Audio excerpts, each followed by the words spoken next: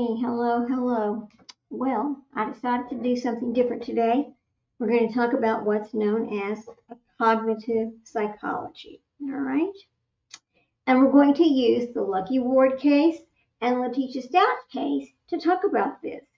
So, we're talking about opposite minds, but our focus is on cognitive psychology. So, let me bring this back into focus for you. This isn't about what happened. It's about how two completely different minds process reality. One breaks down under pressure, the other one builds a story to survive it. That's what this is about. So let's go ahead and talk about, and I hope you enjoyed Lucky Ward yesterday.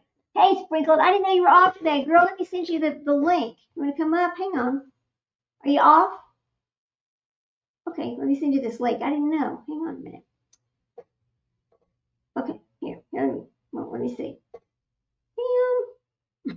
All right, let me get back over here where I was. Let me send you this link right quick. Here we go. Here we go. Okay, invite a guest. All right, now hang on a minute. I'm going to send this to you, and we can get going from there. Good. Well, hang on, silly me. Come on, Sprinkle. Where are you at now? Oh, just can't get right today now. Okay, here we go. Paste. All right, there you go. Yeah. All right, now to get back to where I was. And the reason why we're going to talk about cognitive psychology is because it's an interesting. Okay, I just sent it to you. It's interesting, and it's interesting how it works between these two cases. They both took the lives of people. They both have mental illnesses, but their mental illnesses are very different, and their thought process is very different as well. So that's what we're going to talk about here. Okay, let me bring you up real quick. Yeah.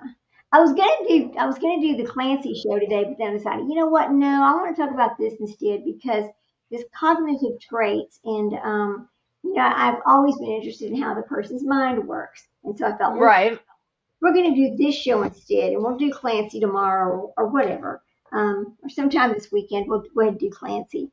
But you know, when you compare Lucky Ward to Letitia Stouch, they're very different minds. We saw yesterday that Lucky Ward's mind is very fragmented, but Letitia Stouch's mind is very controlled, very Well, manipulative. he's very fragmented, but he's very honest. I mean, he showed remorse over the first killing. He was like, "I'm sorry, I didn't mean to do it." I mean, Right, he he's not a sociopath or a psychopath where he doesn't have any kind of remorse or any feelings. right, There's a big difference in the personalities of these two. She's just evil, period. He just is really had, I think, a childhood and drugs and things really got him in a bad place physically, mentally, emotionally, where things right. happen that, were not beyond his control because of course we all have free will and we are all responsible for our own actions. However, his situation was very different than Letitia's. I mean, she's Now, never ever said that she had any kind of remorse for killing Gannon, oh ever. God, no, no. And she also claims she had a bad childhood, which is not exactly true. No, Okay. I The don't thing believe is that at all. we can't trust anything Letitia Stouch has ever said to us. No, Actually, because no. she's proved to be a liar so many I different mean, times. she's lied over, the sexual harassment, the losing the teaching job. I mean, how many people have sexually harassed her in her life? Right. Al's How many boss, the times? principal at the school. Come on, you're not that pretty, Letitia. You're not How all many that. times has she been pregnant? How many times? She uses Amen on that pregnancy as one a too. yeah. Right. And I mean, and I may be a total horrible person for even Hmm. thinking it, but I sometimes wonder if she had anything to do with her first husband's death. Oh no, listen, I've always thought she did. You 100%. know, I've always thought I she did. Yeah. it's just the fact that she lied to Harley about how he died. That to me is Hmm. a big red flag of her possibly being involved in it.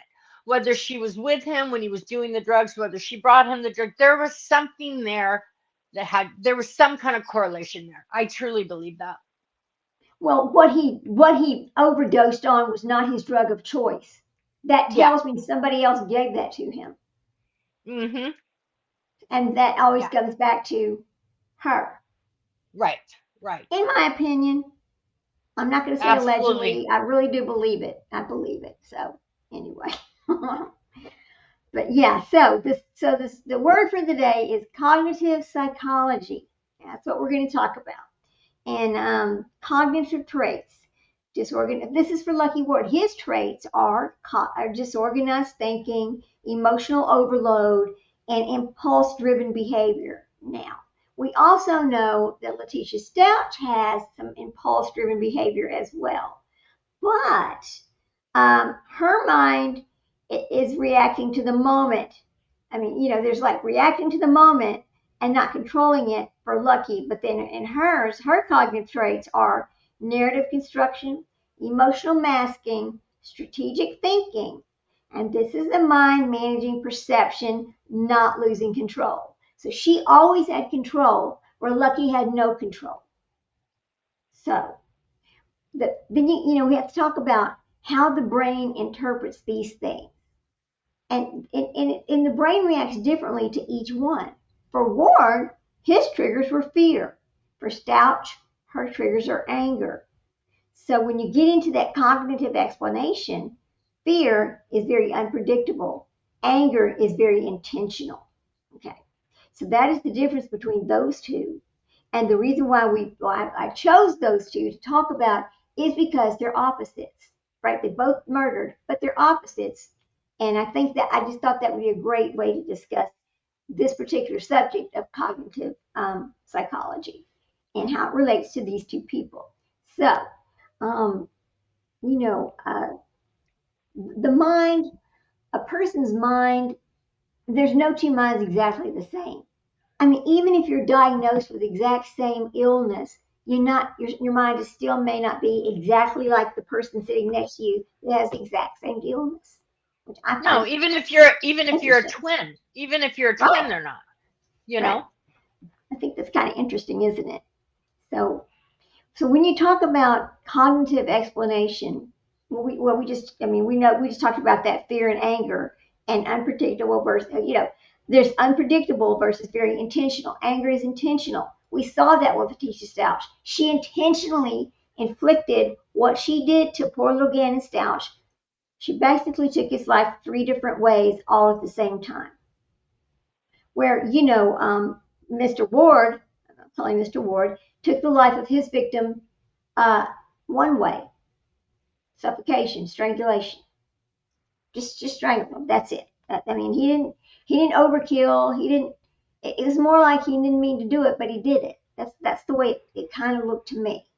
So yeah. Well, Um. Letitia had sheer hatred for Gannon Oh for God, yes, whatever reason. absolutely. For whatever reason, I still will never understand that until I take my last breath. But she hated that child. But then You know in her what I next think it breath, was? she's saying how helpful he is, and he would always take care of her if she was sick, and this and that. But it's like, how can you hate a child? What type of person does that make you? That makes you just an evil, evil human being. That makes you less of a human being.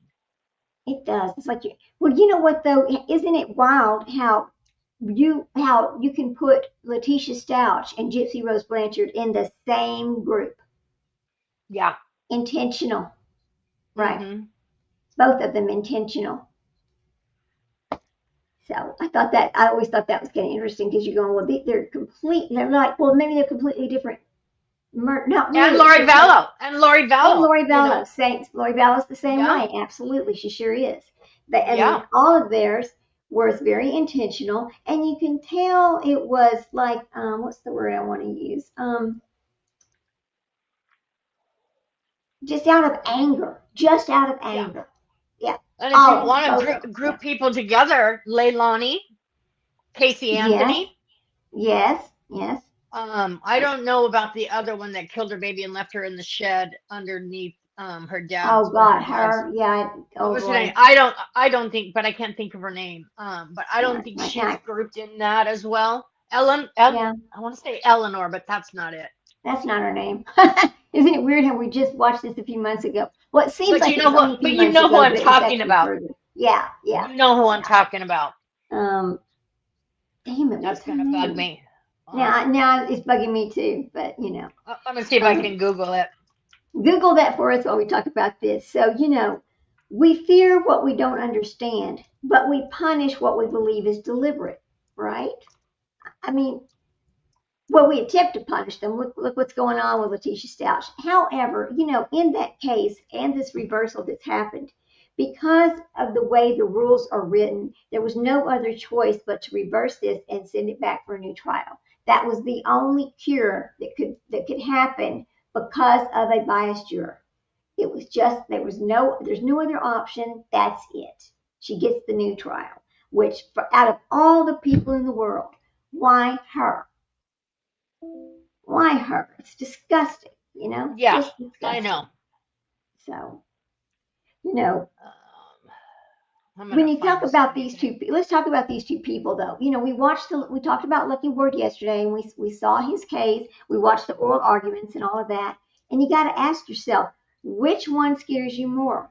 Someone who can't control themselves or someone who can? That's what we're going to explore right now. So let's talk about that. Um, when you talk about we're going to explore. We're going to talk about that right now. But anyway, we can have a Megan? Was it Megan? Megan. Yeah, Megan. What's her name? Megan something. Is that her name? I'm still Googling. Okay, I don't remember. I don't Megan remember if the Megan child's came name. Megan came to Megan came to Megan Boswell Megan Boswell. There you go. It's Megan Boswell. and Okay, why and can't I get Evelyn Boswell. Yes. rid of that? Okay, now here we go. Let me get back over here to where I was. So we're going to talk about this right now. And so when you talk about this confession versus control, all right. Now we know that Ward confessed, but his mind just really didn't fully process of what was going to happen to him. Well, and he's just like Nick Godejohn, if you want to stop and talk about that. Nick Godejohn's the same way. He confessed, but he didn't really understand exactly what was going to happen to him. You could see that whenever we watch his video, and he's sitting there going, I don't even know why I'm here. I was just going to go get her, right? But and look at Stouch though, and look at Lori Vallow, and look at the other ones. Um, she denies, but she controls every version of the story that she told. Every version she controlled it. Yeah, Wade There's Wilson. That's another one. That's Wade another Wilson. one. Oh, did you see the funny I made today? I made a No. Geppetto. Oh, I gotta show it. So Gypsy Rose Blanchard finally got a ring put on it. She's the newest Wade wife. Let me show you. Oh shit. Oh my God. It's funny. Yes, I made this today. I had to put it out there because I was like, gosh, I'm proud of myself. Look how funny that is. Oh, wait a minute. Oop, hang on. Stop. I don't know why that's there. So let me go over here and find it. Oh my goodness. Let's see. You're going to like this. Okay, let's go to shorts. Is it a short or is it a video? Here it is. All right, yeah. I share my screen. Yeah, and to Okay, here call it is. Okay, now we'll let it play. Look at oh her. god. Surprise, surprise. Wade Wilson put the ring on it, so Ken Urquhart doesn't have to. There you go, Geppetto. You got a ring on it. Oh funny. I couldn't help myself. I just had to do it. I was like, oh my God, look at this. Anyway, Yeah. okay. So we'll get back to our discussion. One Well, of and the two key to concepts. call him they called him a serial killer, which set up a narrative, and he was not a serial killer. Oh God, no, no, But that no, that no set up way a at all. that set up a huge narrative with people when they started putting that all in the news and everything, because he was not a serial killer. He was not a But Ted Lori Bundy. Vallow is. He was not Lori a Vallow BK. is a Yeah, serial Laura killer. Vallow definitely is. Yeah, Yeah, yeah. but he was not. No, I mean, I can't wait to see what And the opinion is. I think it's all going to be overturned, to be honest with you, because when you compare, just like yesterday when we talked about it and they started comparing one crime to the other and then trying to pull him just because somebody else was strangled, that means he did it. Hell, no, it doesn't. It doesn't. That was so well, upsetting to watch that happen. Yeah. and would I mean, and they were saying, that he was questioned or, thought of for 6 other murders. Well, DNA is DNA, especially in this time. If he was connected to those 6 other murders, there would have been DNA. There would have been something, and there's Right. nothing. So that shouldn't even have been brought up in the narrative either. That shouldn't even have been discussed. It's like his rights were so violated by just such a terrible misjustice. And I hope that I hope it gets overturned, and I hope he just goes and gets mental help because he desperately needs mental help. He's one of those people that's like Nick that needs mental help, not being in a Yeah. prison for the rest of his life. Yeah. So, Well, and the fact yeah. that he wasn't even able to be there for half of the trial, what does that tell you? I That mean, tells me it was so improper. Yeah. right. Huh. I mean, they deemed Lori and unable to stand trial, and she was nowhere near where this man was. That's right. Nowhere. She wasn't. So No, why did it proceed on him? That just isn't right. because you had a bungling mess of it started from the judge all the way down. I mean, there is no reason for it to take 10 years to go to trial for a murder. Yeah, No because they were reason at all. grasping at straws, trying to find something to get him on. I mean, I mean, granted, I think 5 years was due to COVID, but right? still, but still, Yeah. another 5 on top of that. Come on. No, no. I hope he can find a lawyer to help him file a lawsuit because his rights were violated very much, and that you just in today's world you should never see this happen. I mean, the law is the law. I don't understand how they manage to skirt around it like that. I don't. It's horrible. So when the opinion comes out, of course, we're going to talk about that. But so let's talk about the key concepts of cognitive dissonance. I'm sorry, dissonance. It's dissonance. Now, Ward reduces chaos by admitting what he did, just like Yoda John. The way he got out of the chaos that he was feeling was he admitted what he had done, or he tried to admit it anyway. But Stouch, she reduces her exposure by controlling every narrative.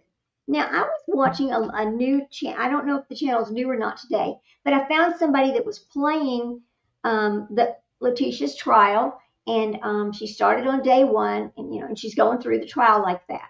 And her name is damn it, I forgot something Cook. I'll think of it in just a minute. Something Cook. And let me just go pull it up over here. I'll tell you who I was watching. Let me see. Let me go back over here. Let's see. We'll go back over here because I enjoyed watching her today. Okay, her name is Debbie F. Cook. So if you've not went to see Debbie F. Cook's channel, please go check it out. I enjoyed watching her show today. As she's going back to the trial to rewatch the trial to get prepared for the new trial that's going to happen at some point. So yes, Debbie F. Cook. There you go. Anyway, so as Letitia Stouch over there, tried every way in the world to pull in some new narrative by adding some other little part. It is the most incredible garbage. I almost want to go pull it up right now myself and take a look at some of the things that she said because it's so appalling. It's just appalling, It's egregious. It's horrible. Egregious. It is. Here you've got perception versus confusion, right? Jurors aren't just evaluating the evidence; they're actually reacting psychologically to what they're hearing, what they're seeing, what their feelings are. Even though it's not supposed to be about feelings, it's supposed to be about the law. But we know that sort of happens, with juries. In Ward's case, he had mixed evidence. He did. He had multiple allegations. And the brain response on that was, out of the jurors, in my opinion, and I believe your opinion too, a pattern of bias. Because the bias started with the prosecutor. So when the prosecutor introduces bias into the jurors, well, they kind of follow them. He must have done something, is the thought process. Well, Well, suspecting somebody of something doesn't make them guilty of something. exactly. It doesn't. It doesn't. Then we got the Stouch case. There was a clear timeline. The evidence was strong. The brain response for her was a certainty. And then there was the moral outrage of the whole thing, because we were morally outraged, and we still are morally outraged, and we will always be morally outraged by what Letitia Stouch did to that child. It will never make sense. No. The reason she did it, though, in my opinion, I wish this would go away, this little thing. I believe that the reason that she did it was because she absolutely knew that Al Stouch loved that child more than he would ever love her, and she couldn't stand it. So she just got rid of what was her competition. Well, I think in her sick little mind, and I think that she felt like his death was gonna bring her and Al closer together. Because remember how after the fact she kept saying, well, we're going to move on. We're going to be a family. We're going to do this all together. And he's like, we can't be a family without Gannett. Like, That's no. right. That's right. I think she felt like that was going to, for some reason, some sick way, that was going to solidify their marriage. I don't know how you could even possibly think that, but Well, remember Al saying, well, we were a family of what, 6? we were a family of We were a 6. family of 5, Yeah. or 5, however many. But now we're only a family of 4. How do you expect us to move on? We Right, have a person right. missing. And Right. I understand what he's saying. I mean, and it's just like Lori Vallow and Chad Daybell. They had, between the two of them, how many kids did they actually have? He had 5, she had 3. 2 of them are now gone. I don't understand how she ever thought that she was going to be able to walk this earth like nothing ever happened. But when you're dealing with a sociopath, or a psychopath, whichever you want to call her, she clearly has delusions. She clearly has mental health problems. That I think, when you listen to Colby talk about his mother, he'll tell you that what he grew up with and what she was by the time she did this are 2 different people. He saw some of the things, but not to the extreme that she had turned into as soon as she met Chad Daybell. And you got to ask yourself, what about Chad Daybell caused her to believe all the garbage he was selling her? Yeah, Colby said that she was a great mother when he was growing up. And look at Chad Daybell and his children. Now look how his children started believing the garbage he was telling them. And well, one of them does it, but the rest of them still follow him as if he was. Oh, and they stand behind him 100%. 100%. Still trying to claim that their mother died of natural causes.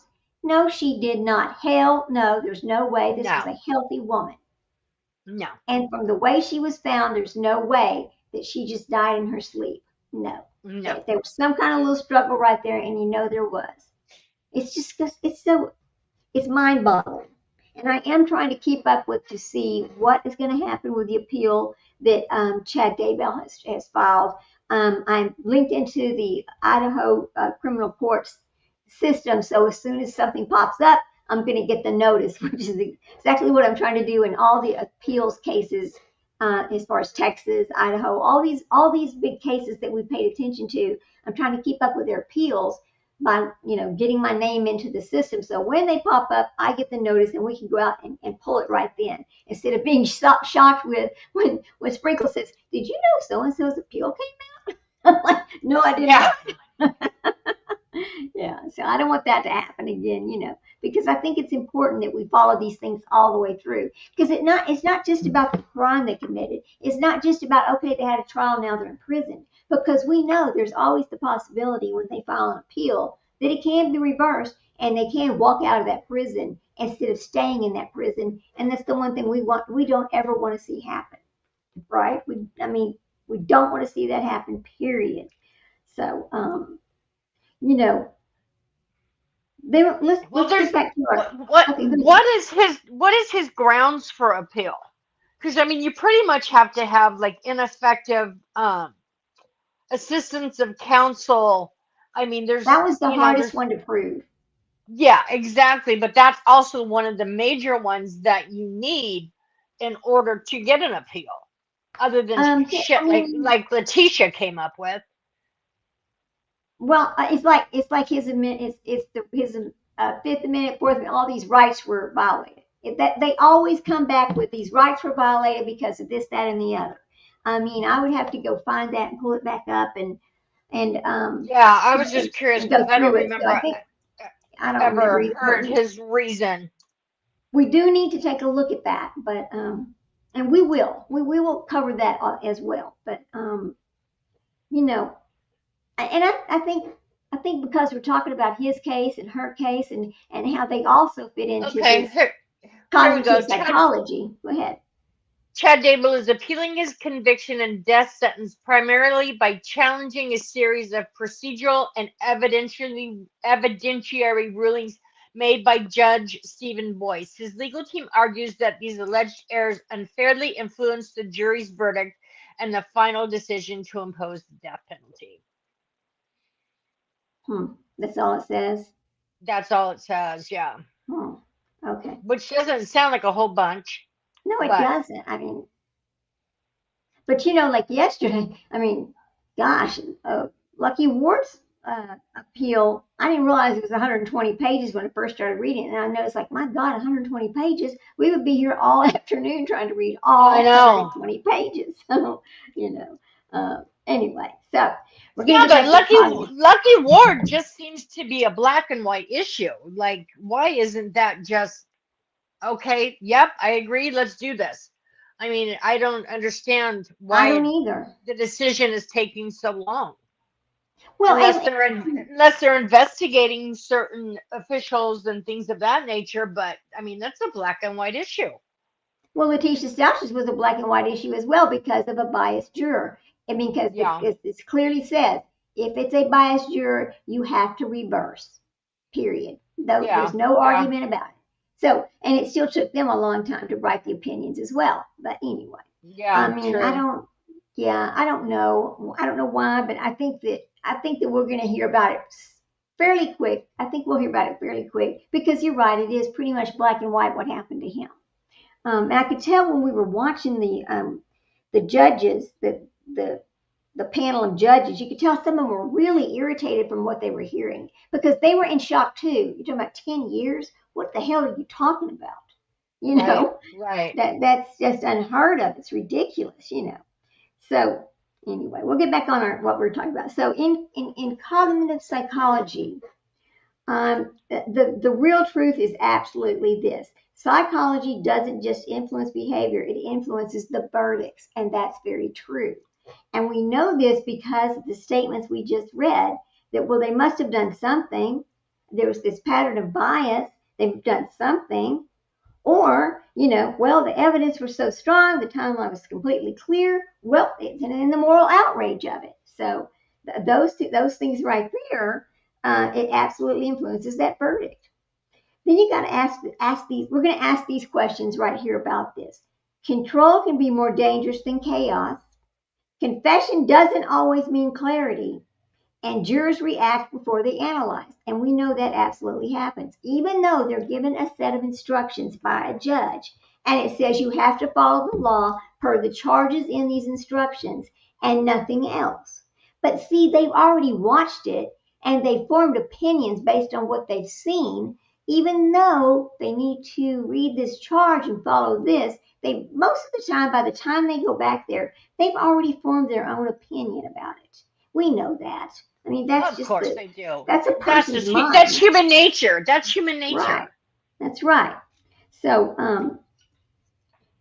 we have in these two people, we have two completely different defendants, two completely different minds, but it's the same justice system. So you got to ask yourself, which one deserves the harsher judgment? Is it going to be Lucky Ward, or is it going to be Letitia Stouch? So let's take a look. Hang on a minute. Let me go pull this up here. Oh, damn it, stop this. Okay, hang on, my little machine's acting out. No, I don't want to see that. Stop it. No. It's trying to act like I want something. I don't want anything transcribed. I just want to look at these cases over here where we have actually, let me pull it up this way. I'm going to go here and pull this up this way. Y'all just have to bear with me for just a minute. My thing over here just wants to keep transcribing something that I don't really want. Okay.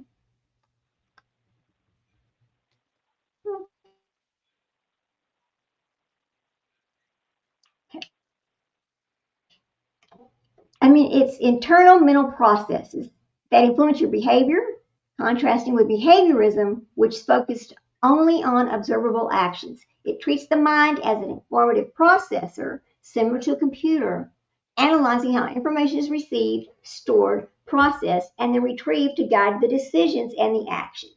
So what I'm going to find is, hang on, where's my mouse thing? Here we go. Go back over here. Okay. Hang on. Let me pull this up over here. Now, I'm going to pull something up that's a couple of years old. And it's on YouTube. And we're going to take a look at it for just a second. And it's called The Cognitive Psychologist. March 10th. Hang on. This is from March 10th of 2023. So this is going to be part 1. And it's going to discuss cognitive psych, what it is, what it isn't, etc. So let me go over here and change my screen. I'm going to share a screen. Oops. Let's go share a screen. I just thought you would find that so funny.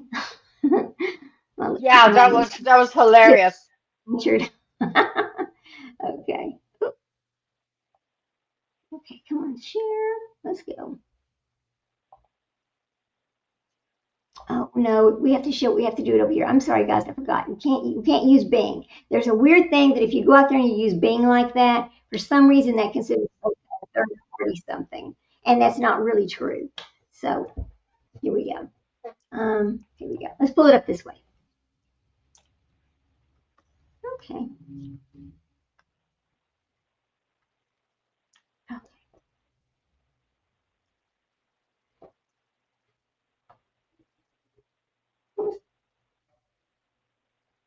Here we go. We'll use this one right here. All right, hang on. Now, let me get ready to go. This is from Archaeology.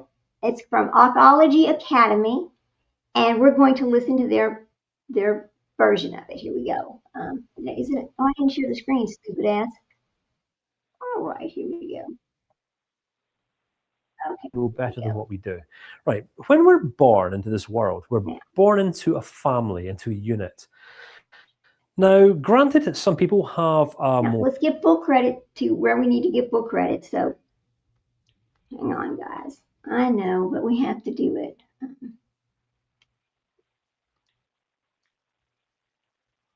can't see it now. Whoops. Academy. Okay. I don't make typos, but I might. There we go. All right. Here's his name. And here we go. Come on, go. All right. Now, share that right there. Okay, and here we go. More positive parental experience than others, all right? But when we're young, as we're children, our parents generally, I'm sure, I'd like to hope anyway, do their best to keep us safe from harm and guide us and steer us and direct us and will teach us the difference between right and wrong. They're going to set us up on a useful path in life. Some people are going to be saying, yep, that sounds like my parental experience. Others are going to be saying, my goodness, where'd you get parents like that from? We all have a different experience, some better, some worse. But here's the basic idea. If we are off a concrete authority mindset, what we're essentially assuming, especially when we're interacting with other people, is that other people are wiser than us, they're smarter than us, they have more authority than us. Authority within itself is just a perception. It's kind of like an abstract idea. Stop just All a right. little bit. Some people, for example, wait within their careers for years for a position, or someone who's in a position of authority to promote them or raise them up. All right. And all this within itself is just a perception, right? Getting promoted, getting raised up. People think that they're climbing up the food chain or climbing up the ladder of success. That's not what actually happens. There is no climbing up. There's just kind of sidestepping into different roles with different responsibilities and things like that. All right. So you might see me as some form of concrete authority. All right, because come on, I'm in front of you right now. I am teaching. I'm doing my best to articulate some of these concepts. And if you've bought into some of them, if I'm communicating in a way that makes sense, you might see me as the expert or the guru or as this concrete authority who knows best. And if you allow this perception to become established or rooted in your life, then what you're essentially setting yourself up to be is never as great as I, but just in your eyes. All right. Concrete authority comes with rules and from other wise and more mature people who know better than what we Oh, you do. know what I forgot So we to look do? up to people. I forgot to do our fair use statement. We need to do that. I forgot. We've got to do that. If we don't do that, then we're just doing something wrong. So let me get my fair use statement pulled up. Here we go. Sorry guys, I know you're like, oh no, I was listening, but we have to do our fair use statement here. Disclosure. Okay, here we go. Okay. Okay, here we go.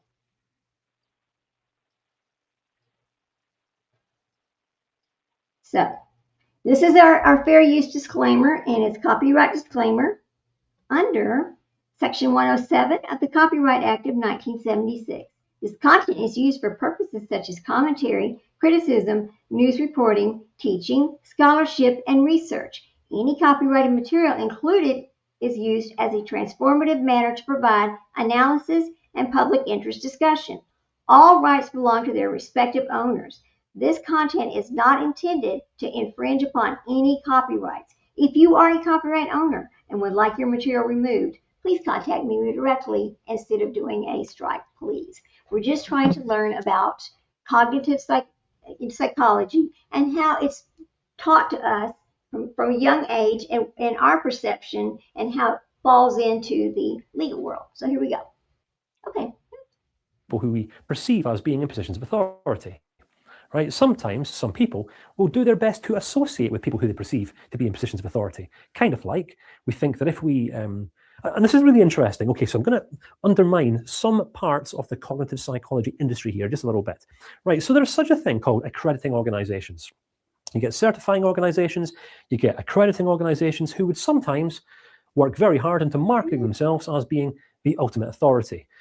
So you're going to have some organizations who define themselves as being the ultimate authority when it comes to cognitive behavioral therapy, right? That's kind of like saying that an organization, which is essentially within itself just an entity, which is made up of imperfect human beings, it's kind of like saying that an organization is the authority of what it means to be a human being, right? Which human being or which organization in the world would you say, just practically, has the authority of what it means to be human? Who has the final? Hang on a second. Let's look at forensic psychology, we're going to switch. We're going to go to forensic psychology, to psychology. Forensic psychology is a field that applies psychological principles. Here we go. Hang on a minute. I just think that would be better because we are talking about criminals and forensics and things like that. We're not really talking about in the business world. So let's change that from this. We'll get rid of that, hide, and we'll go back over here to psychology exposed. Hang on just a minute because I really want to talk about forensic psychology. I don't want to talk about the other psychology. So here we go. Let's go to full credit. I think you can actually even do criminal psychology. Well, that's what I put. I'll show you. Criminal psychology focuses on understanding the thoughts, intentions, of actions of offenders driven by factors like antisocial personality disorder, trauma, and low self-control. Key traits include impulsivity, lack of empathy, and cognitive disorders often influenced by biological factors, reduced amygdala, which I don't know what that is, volume, and environmental factors like abuse or neglect.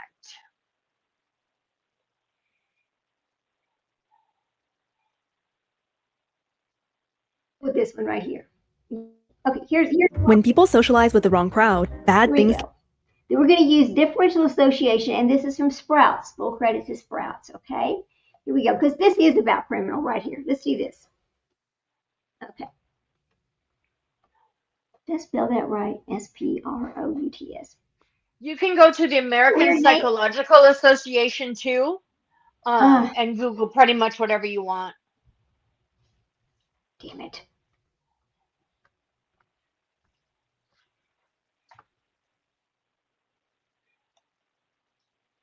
There it is.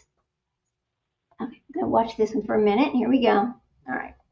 can happen. It's talking about They may form questionable values and develop poor attitudes toward law and order. And if their friends are criminals, they naturally learn from them and over time adopt their way of life. Psychologically, this process is known as differential association. Differential association theory is the work of Edwin Sutherland, who spent his life studying principles of criminology and found 9 distinct precepts. To learn how this works in real life, let's see how Robin, a shy 14-year-old boy, ends up in jail. uh-oh. Criminal behavior is learned. Robin learns it after meeting a new friend. It is learned through interaction and conversation with others, often supported by storytelling. This learning process takes place primarily in small and intimate groups. Books, video games, and mass media have little impact. Okay. The learning of criminal behavior includes sharing insights and techniques, as well as reasons. Now we're going to stop for fair use because we have to stop and talk about it. You know that. We always have to do that. But, I mean, this is kind of an interesting little way to discuss it in a cartoon about how basically people learn to be criminals. Is this what they're telling us? So it's kind of weird, but we'll listen to it for a second. Here you go. And attitudes that favor criminal actions. Motives are learned by dividing the legal system into good laws and bad laws. Robin learns that the laws protecting poor people's property are good, while the laws protecting rich people's property are bad. What? We All become right. Now, wait a minute. Poor people's property versus rich people's property. What has that got to do with? Okay, hang on a second here. Okay, we're going to let it play on out. Let me see how long it is, because and then we're going to go to a different one because this is not very long. All right, we'll just let it play. Here we go. It's kind of strange, but okay. delinquent once our rationale for breaking the law outweighs our rationale for respecting it. Robin steals once he believes that he needs to take from the rich to give to the poor. Our learning experiences vary in frequency, duration, the priority we give them, and how intense they are. Robin's time as a criminal is over when he and his friends all get arrested. Learning criminal behavior is like learning anything else. Robin learns this just like his sister learns math. The same mechanisms are involved. Although criminal behavior is an expression of one's needs and values, it is not explained by them. Non-criminal behavior can also stem from the exact same needs and values. Now that's very strange. How can criminal and non-criminal come from the same values? Think about that statement they just made. That's very strange. Okay, we'll let it play through. Edwin Sutherland was an American sociologist whose work had a big impact on criminal policy. His theory recognizes that criminal attitudes can be learned socially. Consequently, they can also be unlearned. In other words, Sutherland helped us understand that kids like Robin can be rehabilitated. But can they? Can they? All right, listen, we don't like that one. Let's just go to a different one because we really don't like that one right there. It's not really what we want to know. What we really want to know is the psychological theories of crime and talent. Okay, what about this one? Let's watch this one instead. And this one is from Dr. B. Sully, A Crime, Law, and Justice. Here we go. Well, this one's Trait theory more center like around the what we view want. that criminality is a product of abnormal. Okay, so let me do full credit to this guy. What's his name? Hi. To Dr. B. Sully, right? Okay, hang on just a second. Now, this is more what we want to look for.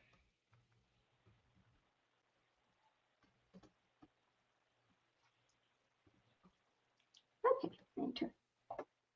All right, here we go. Show. All right.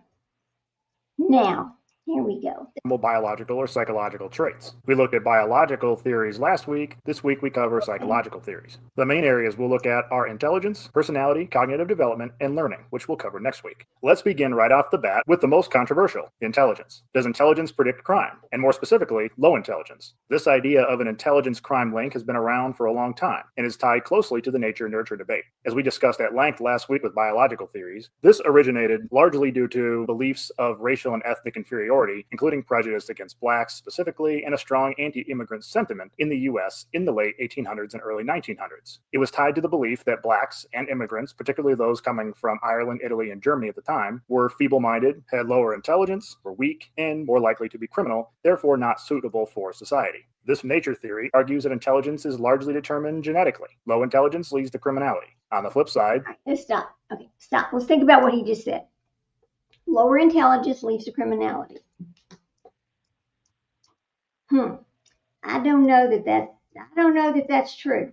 Now, I understand he's a doctor, blah, blah, blah. But let's look at it this way. Well, it may go on to it may be just like a precursor to childhood trauma, things that are associated with, did they say low income? Is that what he said? I'm sorry, I totally lost my train of thought. Yeah, he's talking about lower intelligence and the lower income. Oh, lower intelligence. Well, if you lower have a child that doesn't go to school, Mhm. their intelligence is going to be lower. You're going to Right. have, in those type of situations where they don't send their kids to school, there's often drug abuse, there's often physical abuse, mental abuse, all those factors that will contribute to someone becoming a killer. So maybe that's just like the beginning of it. Well, You know what I'm saying? right. But see, that claim of lower intelligence leads to criminality is too simplistic and it's That's very too broad. That's too broad. That's too broad. Yeah. So, in fields like criminology and psychology, some studies do find that small statistical correlations between lower average IQ scores and certain types of offending. But the correlation does not equal the cause. The effect is modest, not deterministic. It varies widely by context and type of crime. So what actually matters more is, research consistently shows stronger links to poverty and economic stress, childhood environment such as abuse, neglect, and instability, education access, substance abuse, peer influences, and impulse control or decision-making skills. So let's talk about intelligence versus behavior. Even when intelligence plays a role, it usually is indirect. Lower cognitive skills can affect school success, problem solving, and risk assessment. So, but outcomes depend heavily on your environment, your support, and the opportunities afforded to you. So why the statement is risky? Saying that low intelligence leads to a crime, that's overgeneralizing, can stigmatize groups, ignore social and systematic factors. So the bottom line on that little statement is intelligence is one minor factor among many, not a cause of criminality. Crime is better explained by a mix of social, psychological, and economic conditions. Okay, so what he's saying there is not really what we, or not what I believe. Is this, and I'm sure you don't believe what he just said either, do you? Yeah, no. Okay, so we'll keep going for a minute. Okay, so he goes next to, what does he say next? All right. the nurture theory argues that intelligence is not inherited, but is largely a product of the environment. Low intelligence does not itself cause crime, but instead may result from the same environmental factors that do cause crime. Intelligence is assessed using what is known as an intelligence quotient, or IQ test. Many intelligence studies were conducted on populations of known offenders in the early 1900s, identifying a link between IQ and crime. However, criminologist Edwin Sutherland, who we'll talk more about next week, evaluated these early studies on the IQ crime link in 1931 by comparing the IQ scores among the offenders tested with those of Army draftees, who were considered representative of the general population. Now, okay, we're fixing to disagree with him again, and I'm going to tell you why. The statement that intelligence is not inherited is not accurate, but it's also not completely wrong either.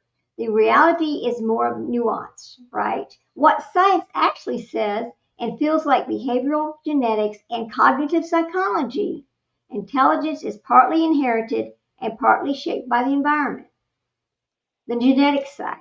Studies, including twin studies, show heritability of intelligence. Inheritability of intelligence is roughly 40 to 80%, depending on age and conditions. This means that genes influence potential for intelligence, but they do not determine the outcome on their own. Okay. Then there's the environmental side.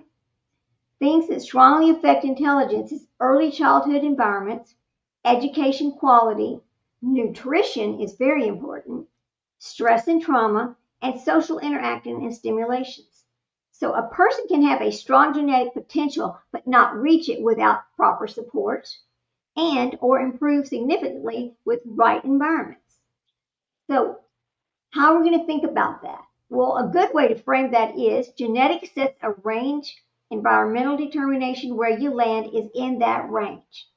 So I think it's a common misconception that you're either born with smart or you're not. I think that is wrong, right? But what he's saying is not exactly right either.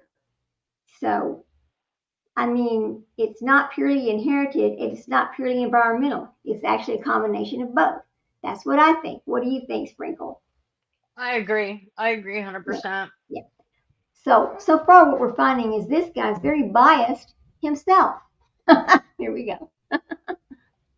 Population and found them to be virtually identical. He also identified inconsistent application of IQ tests. Many different tests have been developed over the years, and a lack of standardization has been a problem historically, and poor methodologies in the studies. Therefore, he dismissed the idea of an IQ crime link, which became widely accepted in criminology for decades. This debate was reignited, though, in the late 1970s when criminologists Travis Hershey and Michael Hindelang suggested IQ is at least as important in predicting crime as socioeconomic status. They proposed that low IQ in juveniles caused poor performance in school, which was linked with decreased opportunities and therefore was related to both juvenile delinquency and criminality as an adult.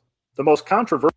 Now we have to disagree with him on this topic as well. I just have to disagree with him on this. So far, we're just striking out, aren't we? Because the claim that IQ tests are not standardized is incorrect. What standardized actually means is the psychometrics, a standardized test, is the one that is given the same way to everyone.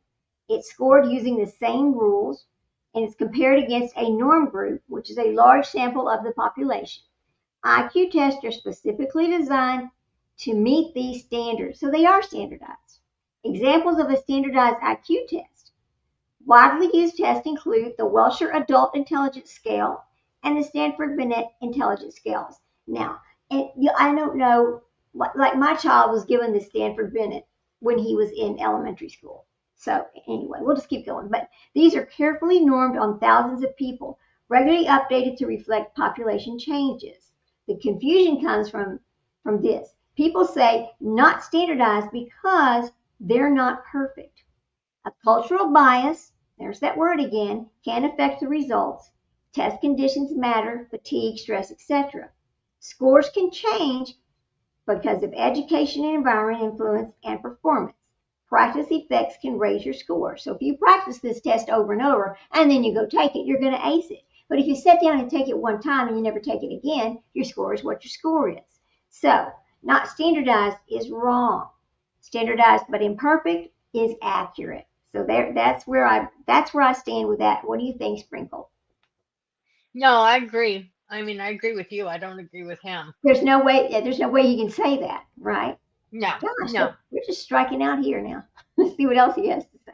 Controversial publication in this area undoubtedly was The Bell Curve, written by Richard Herrnstein and Charles Murray in 1994. They argued that the outcomes for youth who were at risk for crime were largely determined by their intelligence. Low IQ youth are more likely to commit crime, get caught, sent to prison, whereas high IQ youth are protected by their higher intelligence, allowing them to succeed in school and build key social relationships to avoid criminal behavior. Even more controversial were explicit connections made between intelligence and race, along with policy recommendations such as cutting off social assistance from women with low IQs to discourage them from having children and reducing immigration from poorer countries, primarily those with Okay, we have to stop him right there.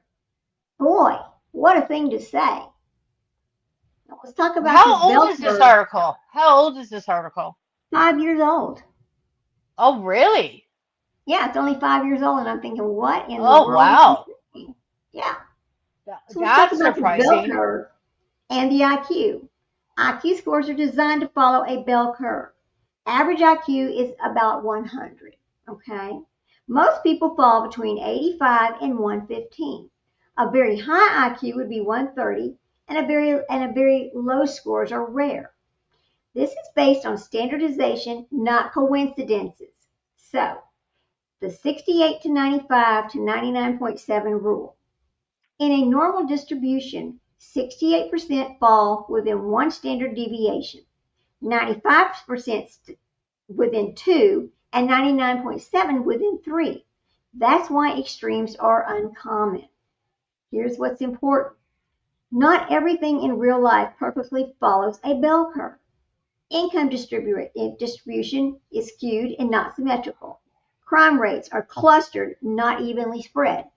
And that would be because of where the populations are. Test scores sometimes, check, but not always. Here's the common misconception.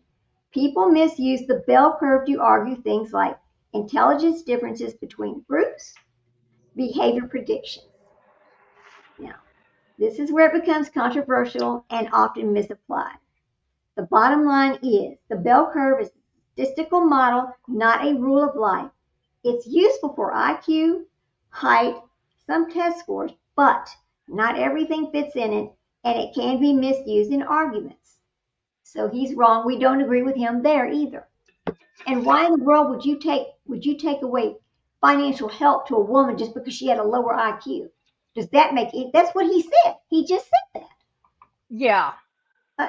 God almighty. Let me see. This is from, hang on a second. 14,000 views 5 years ago. All right, well, let's keep going and see what else he's got to say.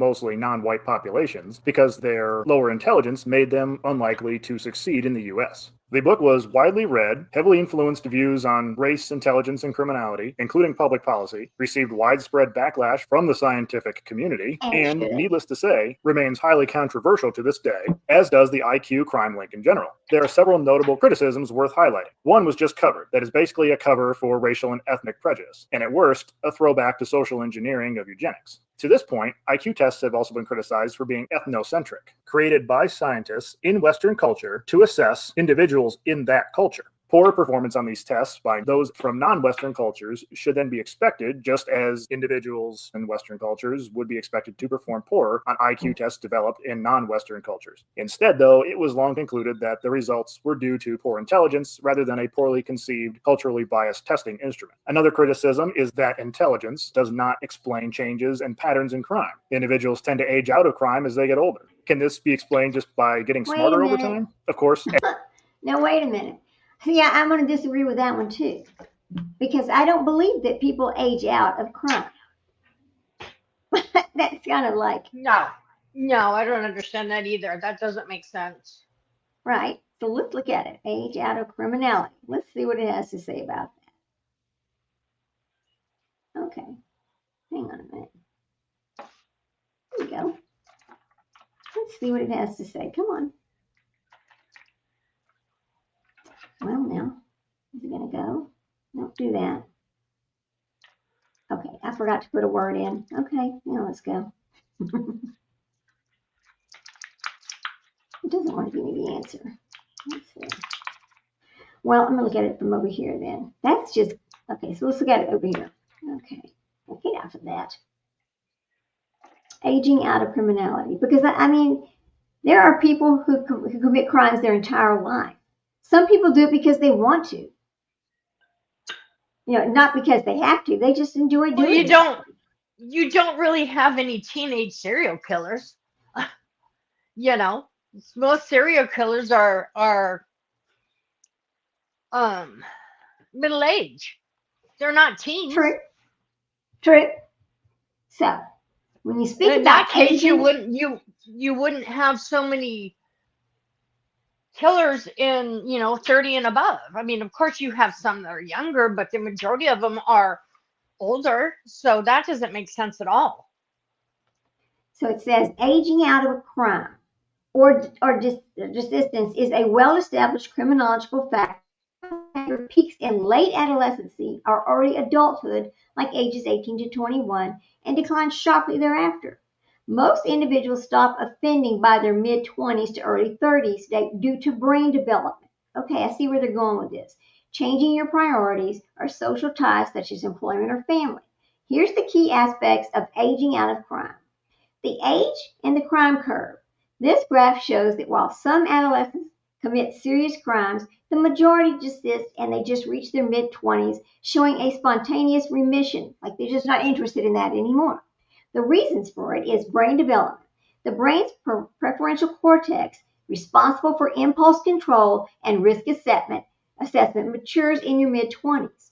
Then you have your social bonds.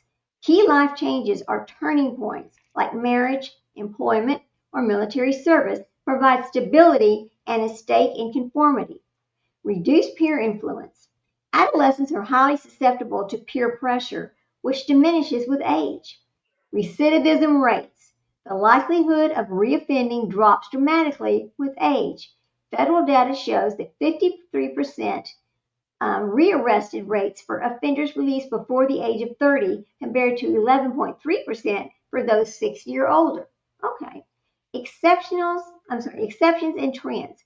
While the patterns hold, some data suggests that property criminals may stop in their 20s, whereas violent criminals might continue into their 30s.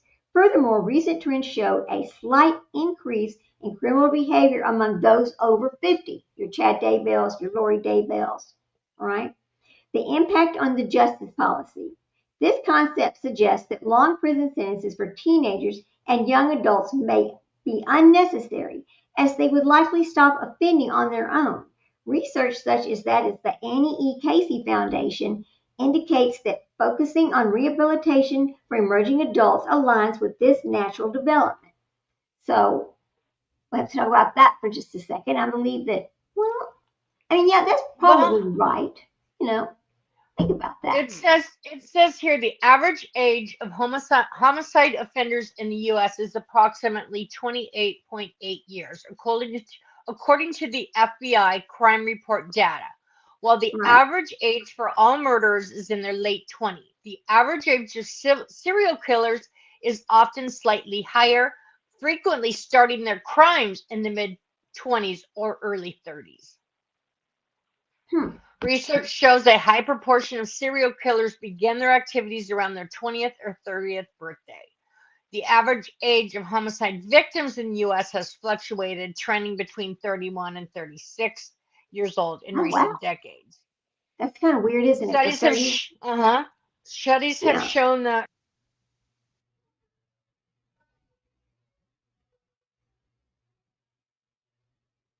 Hello? Are you there? I'm sorry, my mic went off. Studies have shown that 90% of all serial killers in the U.S. are male, and a significant portion are white. Wow. I wonder why. That's a very good question. Why are there more white serial killers than other groups? What makes that happen? Is it because they think they're not going to get caught, where the other groups feel like they will get caught? Or is it, they think they're smarter? What is it that makes it happen that way? That's something I would like to know. Let's see what it says. Okay. Excuse me.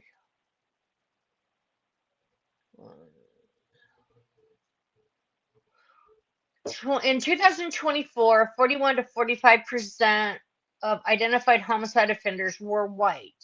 Most homicide in the U.S. are interracial, meaning people are most likely killed by members of their own race.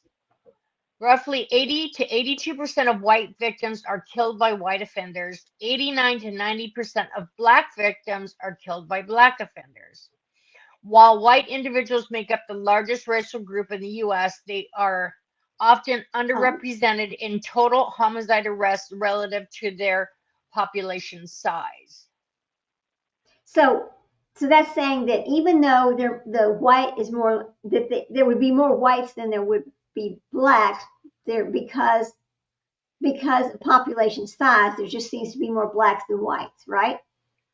Yeah, that there's Just more because- whites than blacks. Yeah. Right. And it says, however, a closer look at national crime data reveals that homicide is a complex issue driven more by socioeconomic factors and proximity than by race alone. Okay. Okay, so like if you're living in, let's say you're living in the Bronx of New York versus you're living in Harlem, right? You know, which group is going to have a larger amount of homicides? Hmm. That's something I would like to know. So, And I never thought about the most homicide victims that are white being killed by white people and most Me neither. homicide victims that are black being killed by black people. I never let me look at this right thought here. of that. It says total numbers in 2023 reported approximately 8,842 white offenders and 6,405 black offenders. Because white people make up about 59% of the U.S. population, they are statistically underrepresented in the total homicide arrests. Oh, okay. So I'm looking this up over here. I'm making this comparison, the Bronx versus Harlem. In which area would you have more homicides, the Bronx or Harlem? So I'm trying to pull this up over here, but it's just thinking slow. Oh, come on, you piece of crap. It's moving extremely slow. I might have to change to a different. Here we go. Okay, well, it doesn't want to answer me. Okay, well, let's go over here. We'll put it up this way. So, the Bronx versus Harlem. Which area has the most homicides? There you go.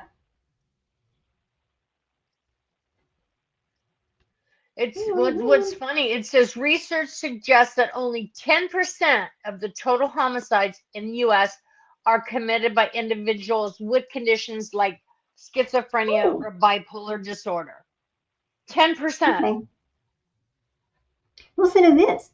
The Bronx, this shocks me. The Bronx generally records a higher volume of homicides compared to Harlem, largely because the Bronx is a much larger geographic area with a higher overall population. However, East Harlem often reports a higher per capita of violent crime rate than many specific neighborhoods in the South Bronx. Neighborhood crime comparisons. While the Bronx as a whole is frequently identified as the borough with the highest violent crime rate in New York as of 2025 and 2026, specific hotspots in both areas show intense activity. The Bronx borough, the volume, typically has the highest per capita violent crime rates among the 5 boroughs. High-risk areas. Neighborhoods like the South Bronx, including Mott Haven and Hunts Point, Fordham, and Tremont, are consistently ranked among the city's most dangerous due to high rates of violent felonies. Here's the trends. Recent data from early 2026 indicates that while total incidents in Brooklyn may be higher, the Bronx remains the most dangerous per capita in the rates. And then you have Harlem. Specific rates, East Harlem is frequently cited with a violent crime rate that exceeds many other parts of the city, including some high-risk areas of the Bronx. Context, crime in Harlem is often linked to illicit activities like drug trafficking and robbery, while central and western parts of Harlem have seen significant gentrification. Okay, East Harlem remains a focal point for the violent crime statistics in Manhattan. Okay, because of gentrification, they're saying, well, there's less crime. Okay, and that kind of makes sense. It kind of makes sense to me because when you gentrification, you'll see that a lot in like some of the cities here. When you talk about what they're doing is they're going into these areas and they're reshaping them. They're tearing down these old houses and they're building these new houses. And I mean, so you might have a brand new house right in the middle of homes that are 200 or 300 years old. That's called gentrification, and it changes the neighborhood. It's now changing the neighborhoods. So we'll keep listening to this guy, and let's see if we can argue with him some more. This is kind of interesting stuff. There we go. As we've previously discussed, this applies only to street crime. Are those who commit white-collar and corporate crime of lower intelligence too? Certainly, many of these crimes require at least some level of higher intelligence to pull off. What about ecological crime patterns? Does intelligence fluctuate based on the weather, time of year, time of day, and geographic that's a good location? one. And finally, self-report studies consistently find that the vast majority, upwards of 90% of juveniles, commit some type of criminal offense at some point. Do all of these youths have low IQs? Or is it just those who are caught? Which, if so, comes with its own set of implications. So that's just a general overview of the intelligence crime debate, some of its criticisms and controversies. Moving on, let's now turn to personality, emotional or behavioral attributes that distinguish one person from another that are reasonably stable or constant over different situations and scenarios.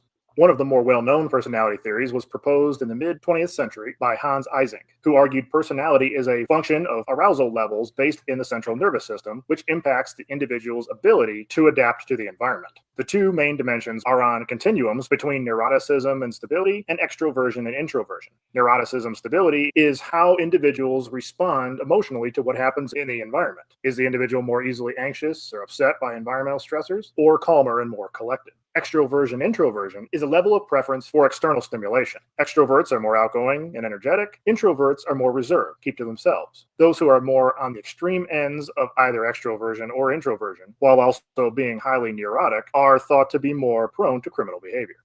Okay. These ideas were Let's later talk about this adapted. for a second. So, if you're neurotic, you're more prone to criminal behavior. So that kind of, well, first we're going to talk about how does the weather relate to criminal behavior. So I thought that was an interesting topic. Relationship between bad weather and crime is complex. While overall street crime often decreases during inclement weather, specific types of offenses like domestic violence and burglary frequently see an uptick. The decrease in street crimes comes because of the public spaces such as muggings, open air, drug deals, and gang-related violence typically drop during rain or snow because fewer people, both victims and offenders are outside. Increases indoor crimes, incidents of domestic disputes, assault, and child abuse often rise when families are confined indoors for extended periods due to poor weather, often referred to as a cabin fever. The increase in burglary and theft. Burglars may use the cover of rain or storms to break into homes or businesses unnoticed, taking advantage of reduced foot traffic and the noise of the weather to mask their entries. Traffic and DUI arrest. Slick roads and low visibility lead to more car accidents, which can be subsequently result in a higher volume of DUIs. I think that's interesting, don't you? So let's talk about neurotics and crime. Okay. I actually Googled people with psychological issues becoming killers. And Yeah. it says for most individuals, a psychological issue is not a direct pathway to becoming a killer. Statistically, people with serious mental illness are 10 times more likely to be a victim of violence than a perpetrator. That's interesting. When psychological issues do not intersect with homicide, it is typically through a combination of severe, untreated symptoms and high-risk environmental factors.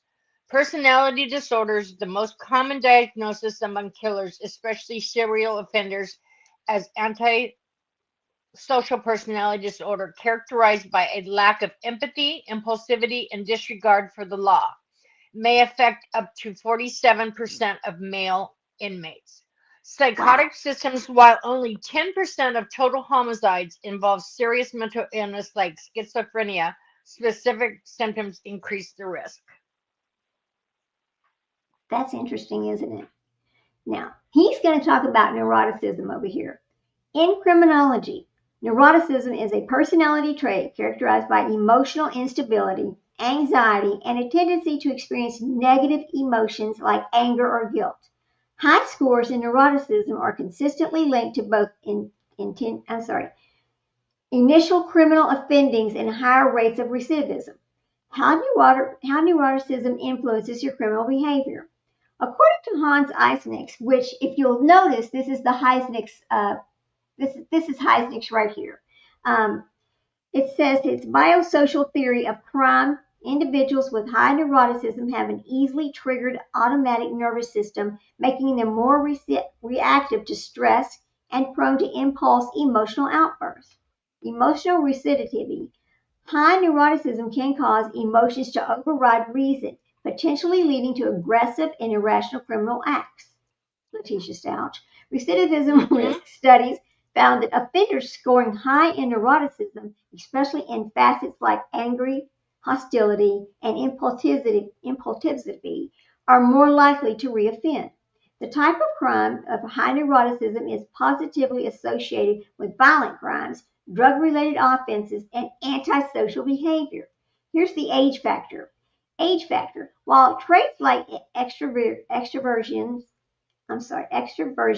and more prominent in younger offenders, neuroticism is more strongly correlated with criminal behavior in adult populations. So now we're going to let him talk about this. And so isn't that weird that this talks about this one scale right here, and this is exactly what he's got. Here we go.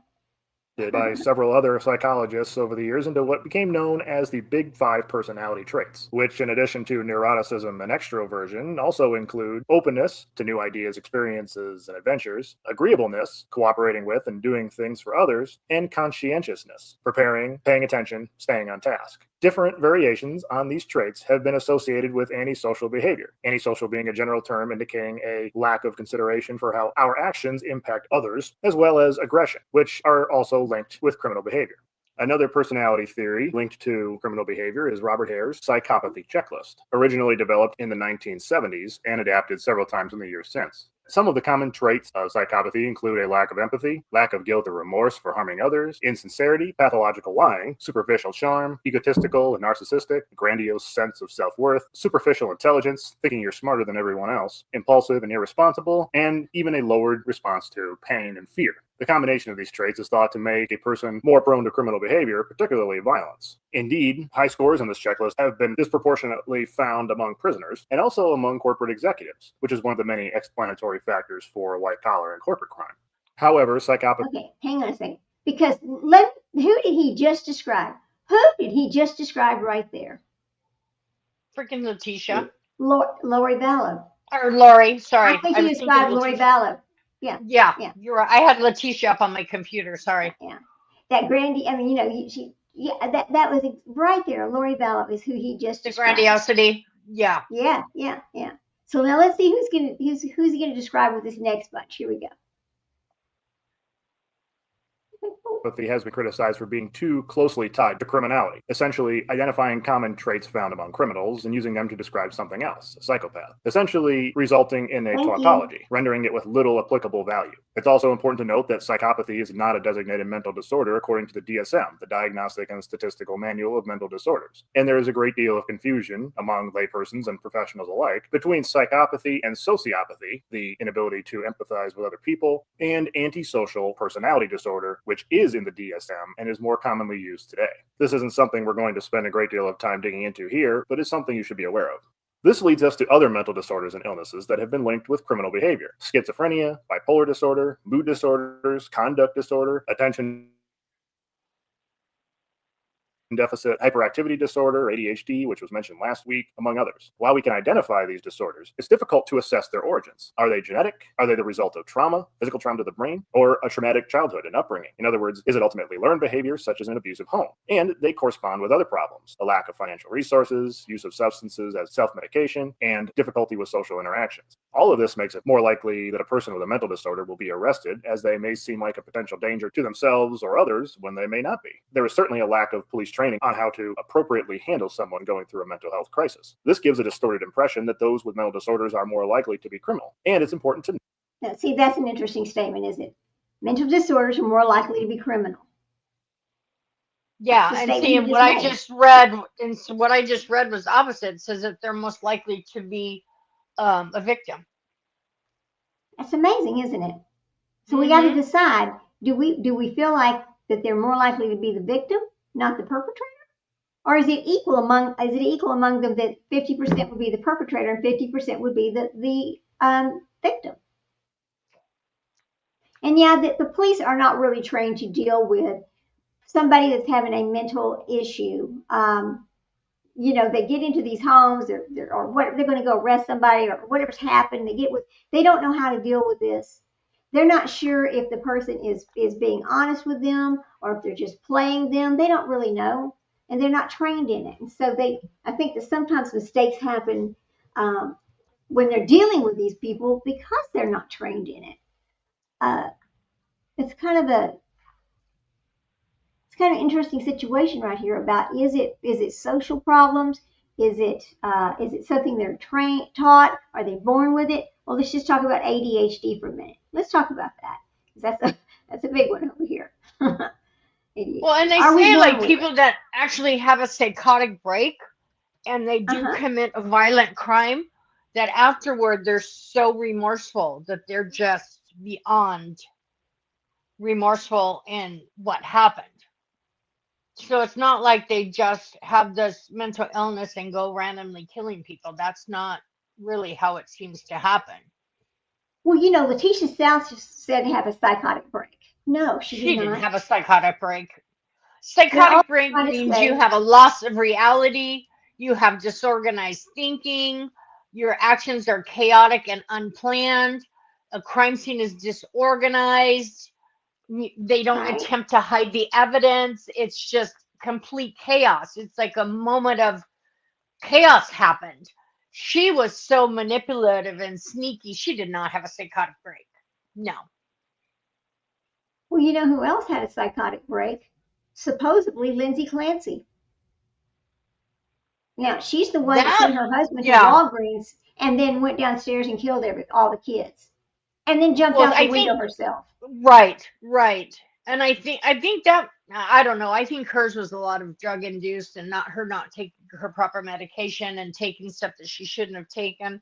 And a big thing about psychotic break that is true is that their internal logic is very skewed, where they think that the victim was a demon. Remember how Oh Letitia was yes. trying to say that he was in the cape, and that was her just trying to Oh play God. that part.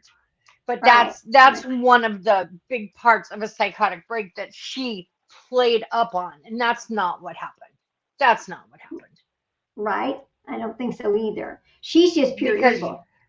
she sent Harley to the store to clean up, to get stuff to clean up Yeah. afterward. There was no psychotic break.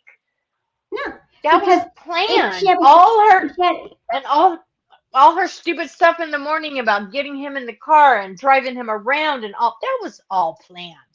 That was not a psychotic break. but I don't know why she drove him around. I mean, I kind of feel like, and I know we're never going to know the truth. I know that, but I think she set the fire thinking that this was going to take care of it. However, the carpet was, Hmm. you know, burn resistant, so it would just Anti-inflammatory or whatever. right, so it would Yeah. just kind of melt. There was no fire that actually started and so then she Hmm. had to go to Plan B because she, in an accident in a fire, it's very different than I shot him with a gun, right? I think that's what the whole plan was because she I got him out of the often house last. I often wonder if she had set that fire up to become the hero in saving Ganon, and then shit went awry. Like Ganon said, I'm going to tell my dad that you lit this fire. I think something happened after the fact that blew her plan. Because I don't know that she wanted to kill him at that point, but I think I've always thought she wanted to be the hero to Al. I ran in, I saved him, I saved his life. That, Well, she saved the golden child. And then think I about think, this though. She absolutely tried to play hero because I took care of the kids, blah, blah, blah. Landon didn't take care of those kids. I paid for this, I paid for that. We did, all of these things that, like a hero would do instead of we did it together. She acted like she did mm-hmm, everything and Al did mm-hmm, nothing for mm-hmm, his kids, right? So that mm-hmm. could be part of it, when it comes to Letitia Stouch's crimes. Yeah, So and I think it all went downhill where, like when she was talking about the couch, the lady tell the lady it was an accident so she doesn't throw us out. I think all of that was all mixed in with her story coming out, that something transpired between her and Gannon at that point where he was like, I'm going to tell my mom, I'm going to tell my dad, I'm going to tell my grandma right, that you right. did this. And I think that led to her killing him, because at that point her whole plan was just falling apart. So if he's dead, then nobody can tell on her. That's exactly Because right. something happened to where she turned on him. Because I mean, she was nasty to him. She never took care of those kids properly. She was Oh, no. nasty to his sister. But there was something that happened that was like her straw. Something happened where he was going to tell somebody something about her, and she didn't want it to get out, so she killed him. That's just my Well, you That's know, just my opinion. right now you remember, because I caught on, I remembered, well, today I was watching this on that other channel, and one of the things that came across that I did not remember was the fact that Al talked about how she would all of a sudden have money. He didn't know where she got it from because she never really worked. Well, that comes back to her and her sister were selling stolen stuff on Facebook Messenger, Yeah. right? I don't think Al realized that her sister was mailing her all this stuff that was stolen, and then she was selling it. And I guess, I don't know if she's splitting the money with her or not. But see, I mean, she always had a criminal mind, always. Oh yeah, always. You know. I mean, look at So, the shit she did when she was younger. oh, true. Yeah, you know. Okay, so before we got off on that tangent, we were talking about, attention deficit. Is it something you're born with, or is it something that happens from a childhood situation? So, yes, ADHD is primarily a neurodevelopment disorder that you are born with. While visible behavior symptoms often don't appear until early childhood, typically between ages 3 and 7, the underlying brain differences are present from birth. So the role of genetics has something to do with attention deficit. The high heritability of ADHD is estimated to be 77 to 91% is inherited, meaning genes play a massive role in its development. Family links. If a parent or sibling has ADHD, a child is significantly more likely to have it too. The brain differences. A brain with ADHD often shows structural and functional differences from birth, particularly areas like the prefrontal cortex, which handles impulse control and focus. So, yes, I know where my son got it from. It's okay. God almighty. Anyway, so we'll just keep listening to this guy. Jeez. Note that the vast majority of individuals with these disorders do not engage in crime. Those who suffer from mental illness are much more likely to be the victim of crime rather than the perpetrator.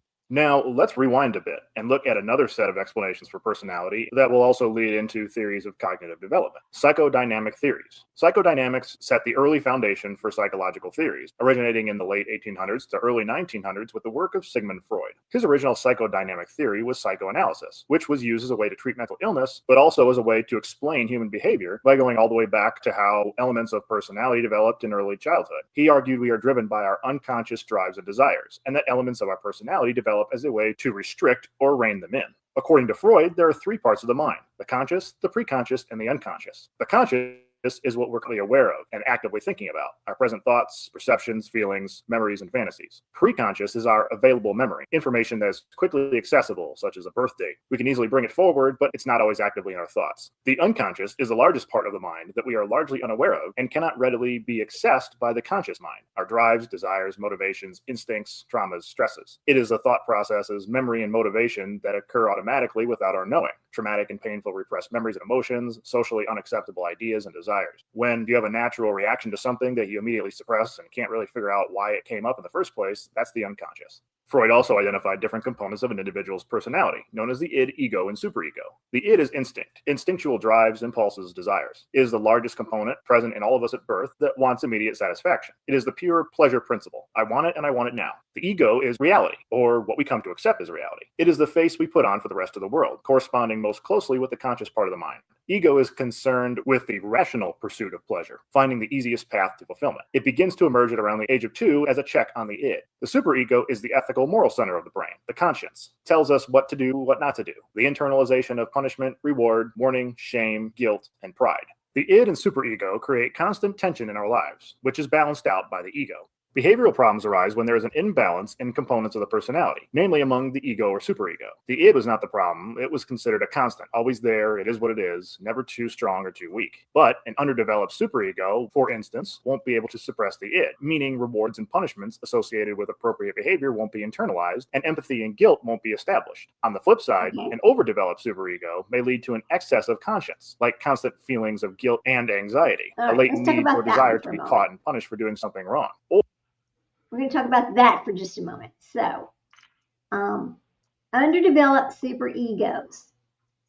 Now, to me, it sounds like he's talking about that would be your sociopaths or psychopaths. And your overdeveloped sounds to me like that would be your depressed people. I mean, you stop and think about what he said, you know. Yeah. The psychodynamics of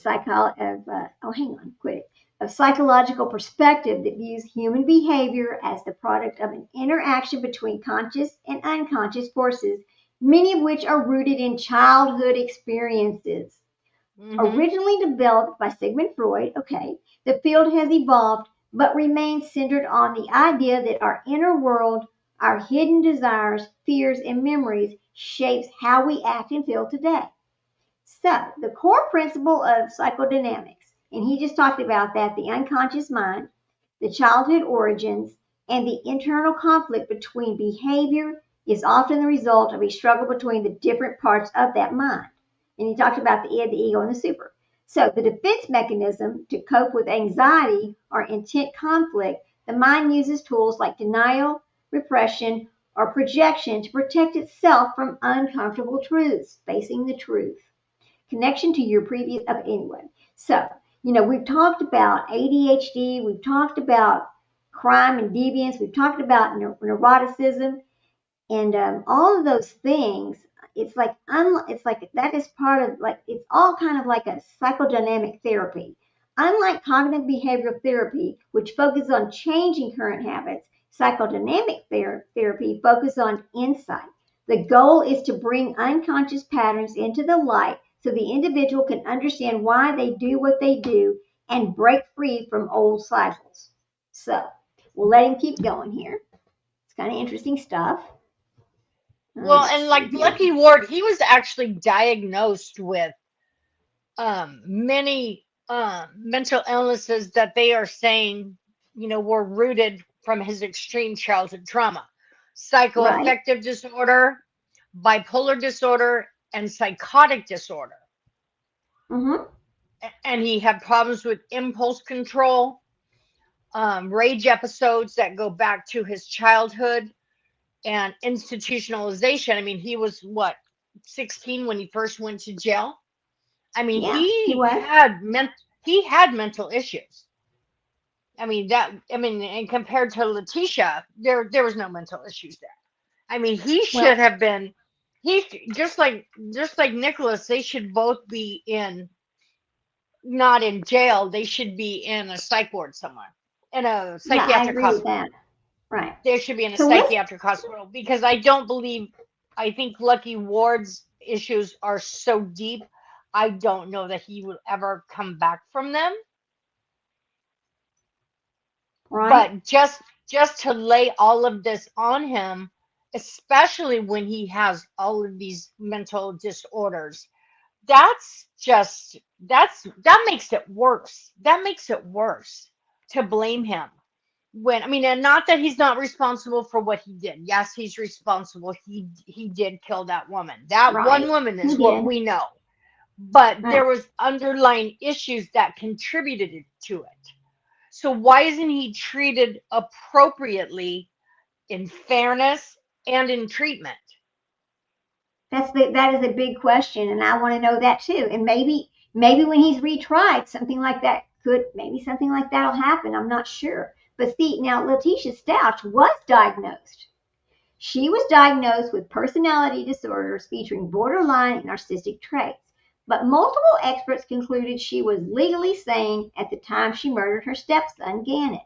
During her 2023 trial, her mental diagnosis was a point of significant contention between prosecution and the defense experts.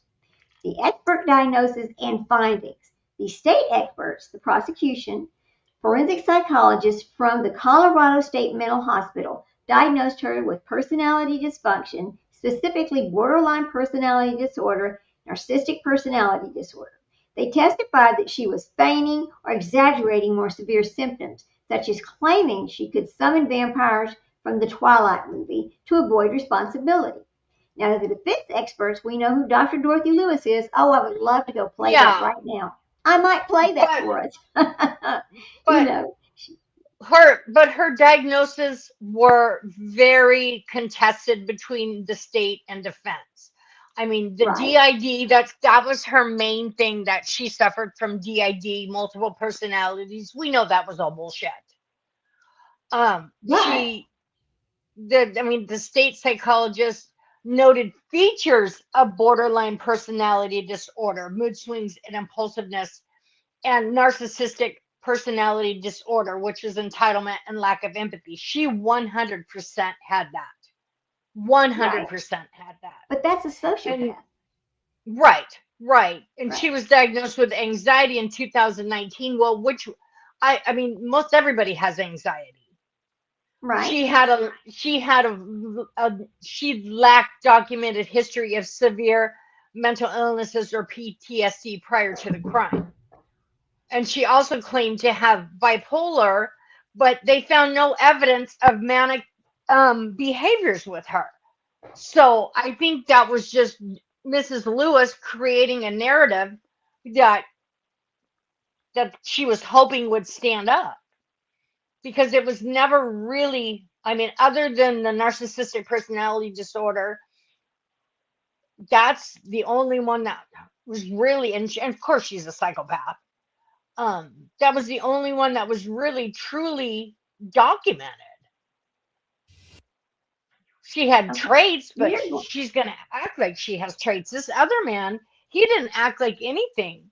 Lucky he had these things. He exhibited all these mental issues for many, many, many, many years.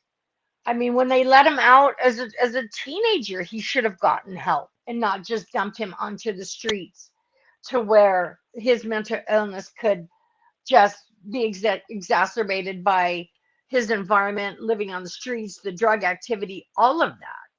You know, he was set up for failure the moment that he was released from prison when he was 16. Exactly. He was. So I have pulled up Letitia Stausch's Dr. Lewis. Let's watch Dr. Lewis. This is going to be full credit to True Crime Beat. I need to fix what I just said. Here we go. Let me get past that.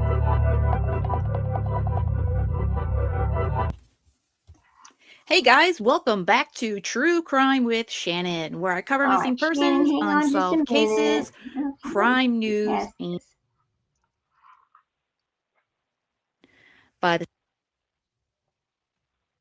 if you follow the parts that I couldn't remember, they are. Hang on. Over here. This is the most incredible. She has many of the signs, symptoms, behaviors of a dissociative identity disorder. She also. I'm going to get right back to where she started, because this is very interesting.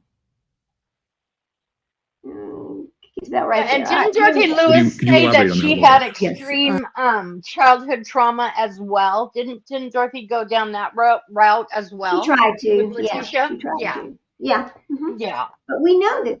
I mean, she tried to say she had PTSD, and let's see, from being I guess essayed as a child, because she claims that, but she claimed that everybody essayed her. That's the problem with her. You don't know what's real, what's not real. I mean, she claimed that as an adult too, to a certain extent, She sure did. Here we go. All right. The best part of the trial. The more I study her and the more I remember what happened and go over it, she has such a variety of different signs, symptoms, and behaviors. She has many of the signs, symptoms, behaviors of a dissociative identity disorder. She also, if you follow the material, as you recall, I could not remember it clearly. If you follow the parts that I couldn't remember, they're confused. They make no sense. They are psychotic. They are Let me make this bigger. they're incomprehensible.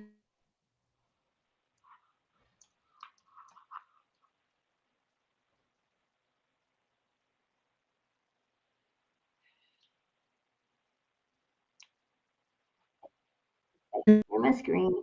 Sorry, guys.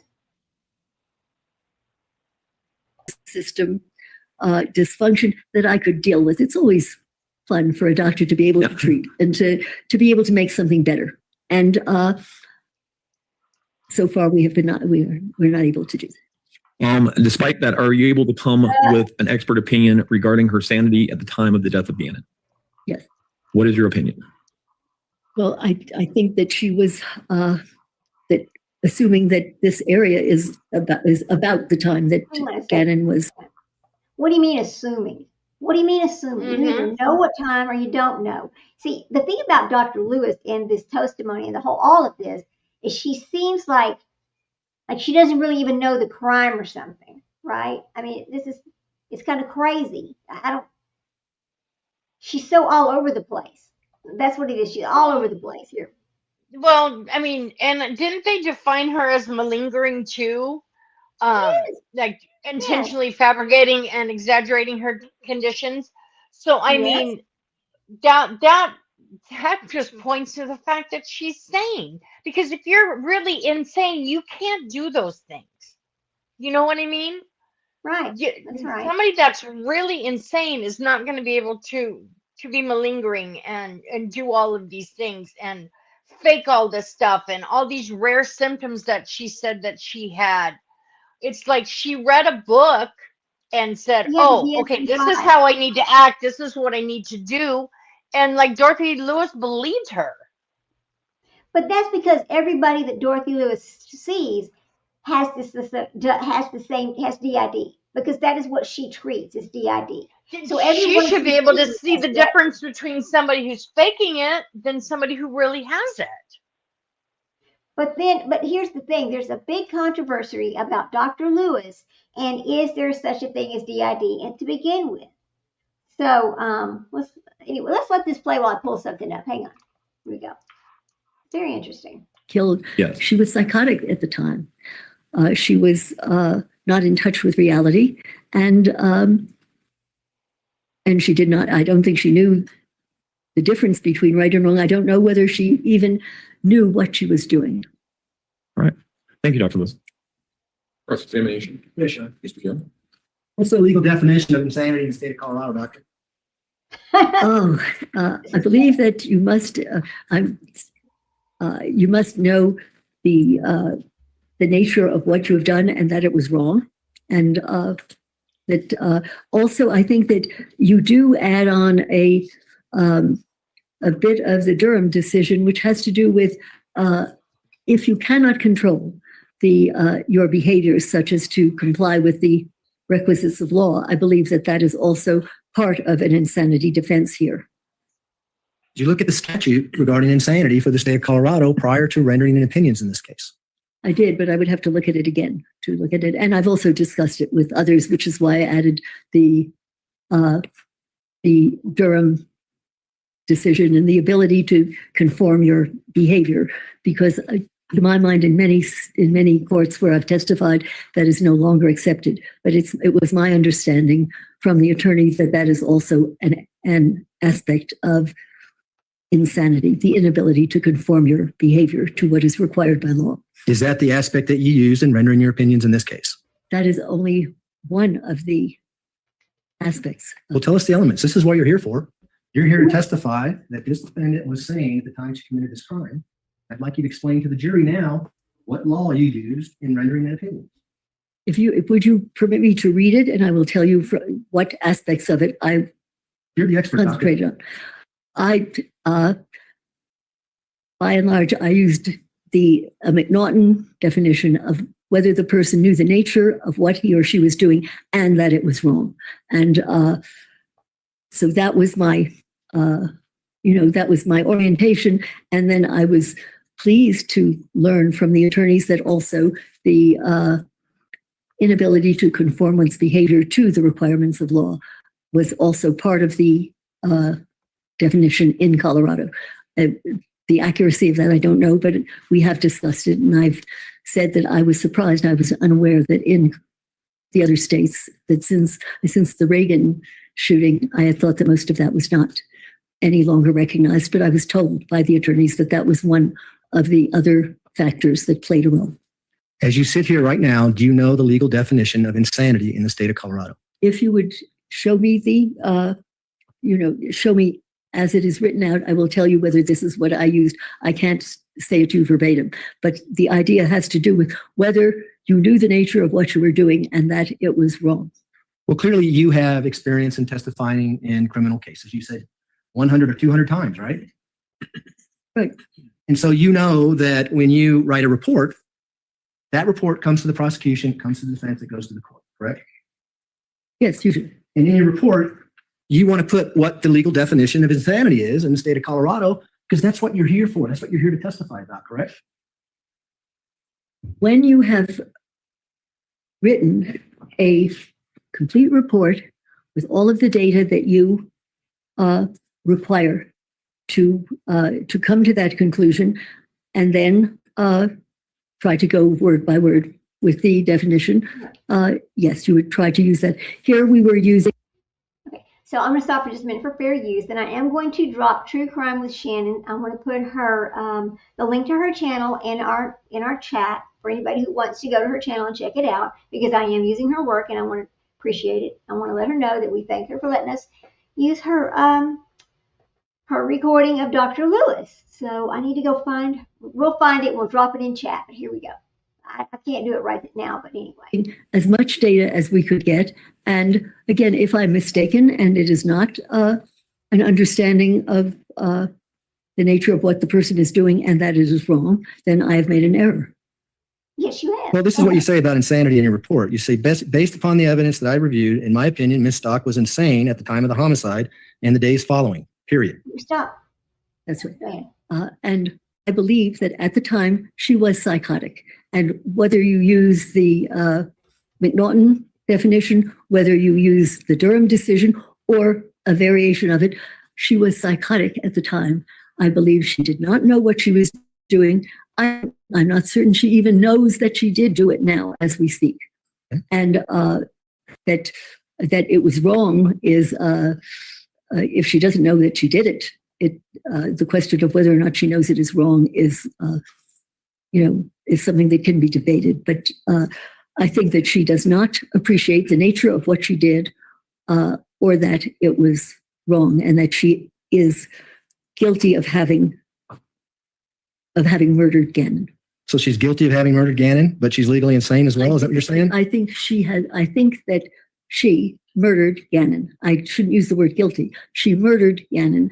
Again, I think you're teasing me a bit. If you would just rephrase that, I can tell you whether, because you're making me feel, gee, maybe there's a totally different definition here. But from our discussions recently about this, what had struck me most about Colorado was that you also included an inability to conform one's behavior to what was required by law.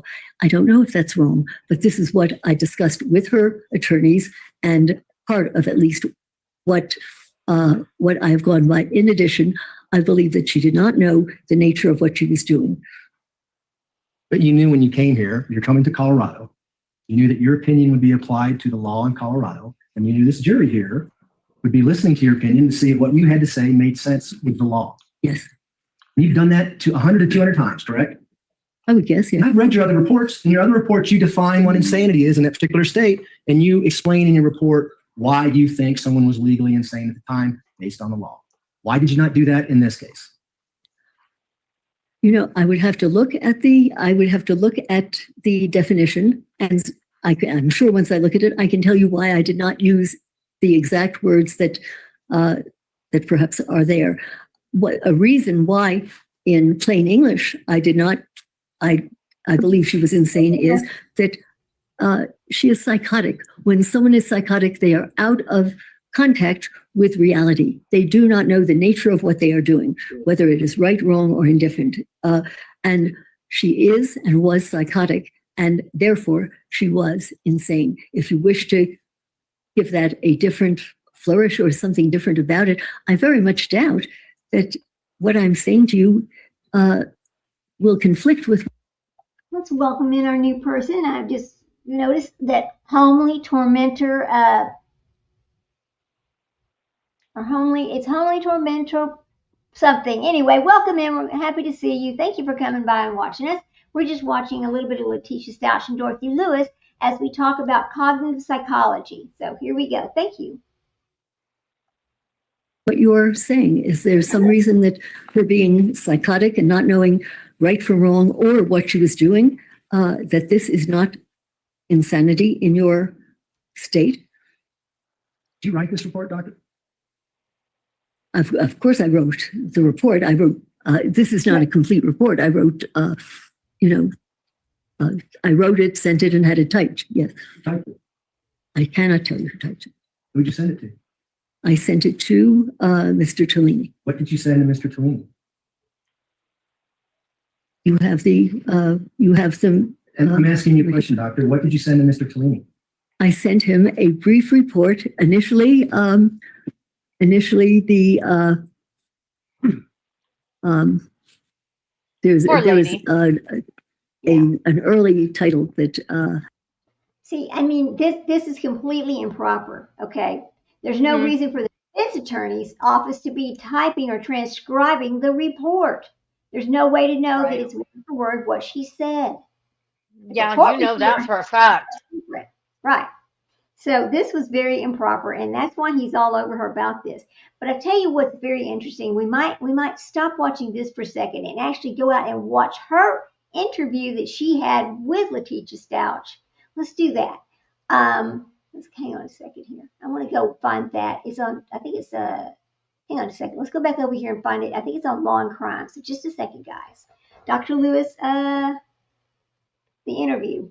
Okay. Because it's very, remember how she acted in the interview, feigning. I think we use Law and Crimes because, you know, they're pretty easy about letting people. She's Dr. Dorothy, not the testimony. I want to see the actual interview that she had. Is it right here? Day 19, the video. Is it right there? I think it's this one. No, I'm not using hers. Nope. Let's see. Dr. Lewis, that's 19, day 19. And see, being psychotic does not meet the definition of being legally insane. You can be psychotic and still be legally sane. So for her to continue to say, well, she was psychotic, it's apples and oranges. Psychosis means that you lose contact with reality. Right. Legally insane is a totally different definition. I'm looking for Law and Crime. I want to find theirs. Hang on a second, guys. Just a second. Because she's stumbling around and all that kind of stuff, right? So she brings, okay, is this it? Alicia's down. Okay, Maria, okay, here we go. During the interview with this famous psychiatrist. Here we go. So so they're two totally different things. It's not even the same. Yeah, hang on. All right, now is this going to be it? That's not where I want to be. Yeah, let's get to where we can actually see Dr. Lewis. Remember that? I know y'all remember watching this. Didn't she have her kid or somebody in the room too while she was interviewing her? Right. Okay, so let me get full credit to Law and Crime and then we'll show this. There was somebody else in the room when she was talking to Letitia, if I'm not mistaken. It's her son. Yeah, that's what I thought. Also, I believe was improper. I mean, this. Yeah. Oh, absolutely. The whole thing, she made a mess of. Okay, so here we go. Now, this is actually the interview itself. This is full credit, and we're going to use with Law and Crime. So here we go. People, I'm going to make sure they're okay. I'm going to slow it down so you can actually hear it. We always make sure that people are going to be okay. Okay, there we go. Now, could you just make it bigger so you can understand why I'm always being asked what is going on in here? Because this is my job to do things for people and to protect them. Because it's what I have to do. That is people have to protect you. I'm going to always do that because if people are molesting kids and people are hurting kids, this is what I do for them. And if people are hurting elderly people and people are always doing this to people, this is what I'm going to do. And if people are inside your home or inside my home, I'm going to protect them. Do you understand that?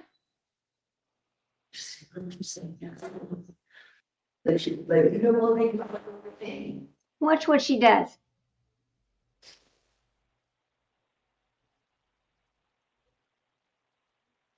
This is pathetic.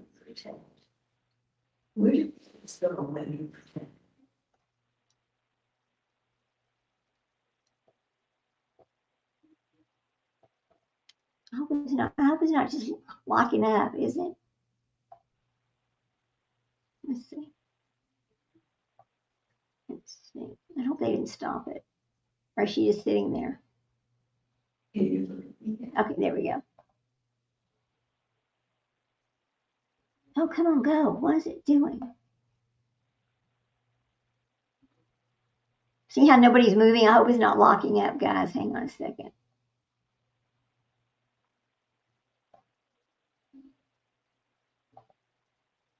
It should be going. Okay, there it goes. Now, I don't know why it's sitting there like that. I think it's just something that happened during the courtroom, but okay, there she goes. Oh, let me get that out of the way. Oh, now she's going to be somebody else, right? Mm-hmm.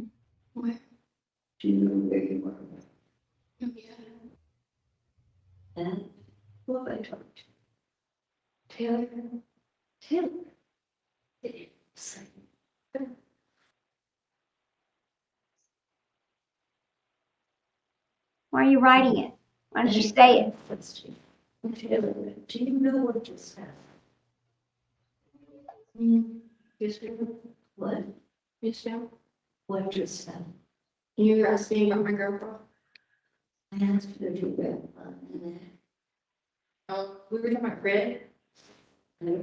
It's Fred here. Prison though. Yeah, he did work at a prison. I think it was in Lumberton, North Carolina.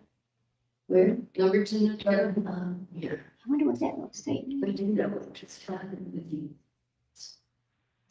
You know, on Facebook, I believe that, hang on a second, guys. On Facebook, I believe the whole interview is just like on Facebook.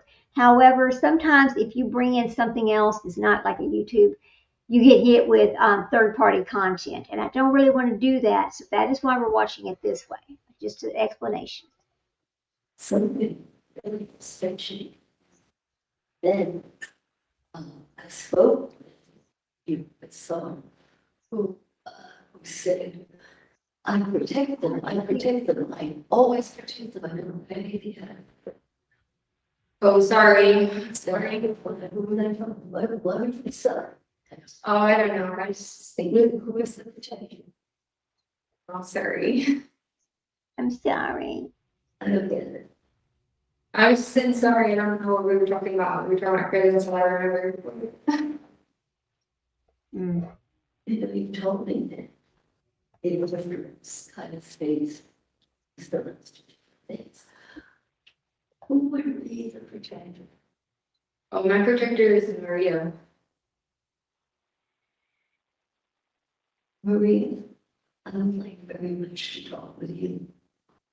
If you want to talk to Maria, I don't know, sometimes she'll talk, sometimes she won't.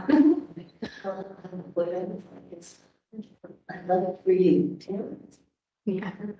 Taylor, you look at such a level. Now, where is this?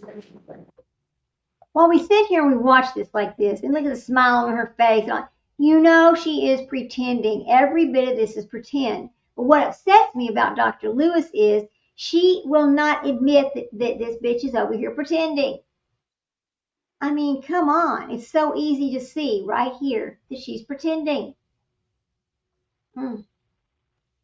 What's wrong with Dr. Lewis? Jesus. When say Maria is in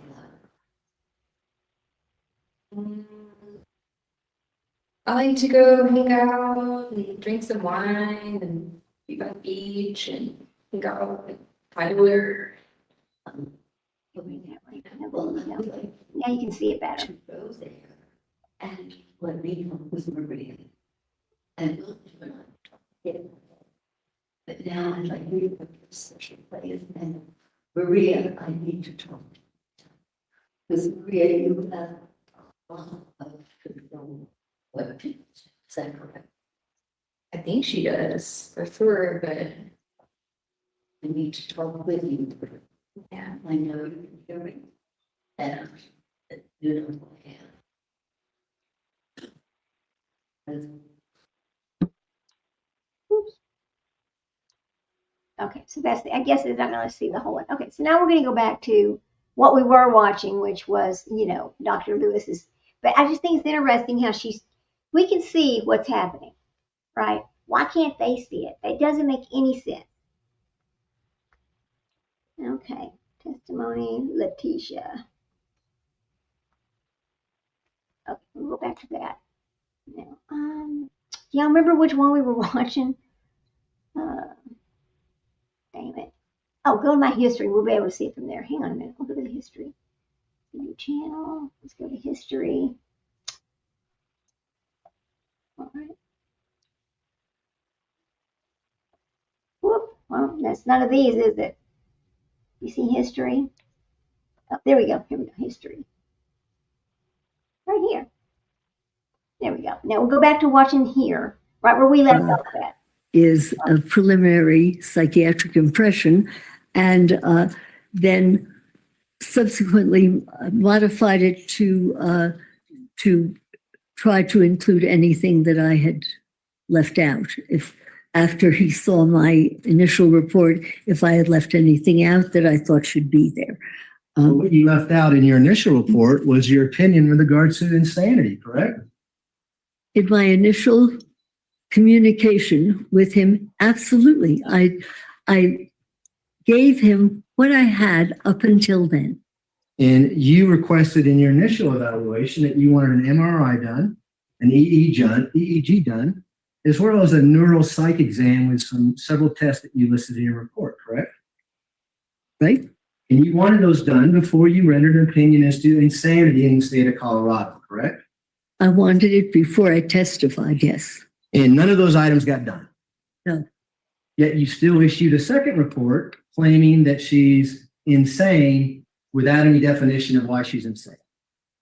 Well, I gave you the definition that she is psychotic and gave you the data to show it, but I did not write it in the form in which I would if I had all of those data to include in it. And I did not have them. And, I could not include as it was my understanding that the court refused to finance the EEG and the MRI and the neuropsychological testing. So I gave you as much as I could from Let's talk about that. On October 13th, 2022, you were scheduled to come testify to this court about why you wanted an EEG and MRI done, correct? You recall that? No. But say that again? Do you not recall being asked? I just feel sorry for her sometimes. I really don't want to say that it's her age, what have you, but she's. Hang on, we're going to go past that. True. I have no idea what you're referring to, because I would have been pleased to at least talk on the phone to the judge or whatever. I begged to have these things done. I can only tell you that. And I would have spoken to anyone who wanted to talk to me about it. Well, you were contacted well before February 2022 on this case, correct? Absolutely. And you were contacted before Ms. Stout pled not guilty by reason of insanity, correct? Right. And she pled not guilty by reason of insanity on February 11th of 2022, correct? I'm assuming your dates are correct, yeah. And you didn't do anything on this evaluation until November of 2022? I worked as hard as I could to get these. In fact, I called the neurologist for free, Dr. James Marikangas, to discuss the case because I could not get funding from this court to get these tests done. So I called and discussed it with him. I contacted Catherine Yeager, Dr. Yeager, the neuropsychologist with whom I've worked for 30 years, and worked with her and spoke with her and got as much data as I possibly could. And I begged her attorneys to get this. And their answer was that the court would not pay for those tests to be done.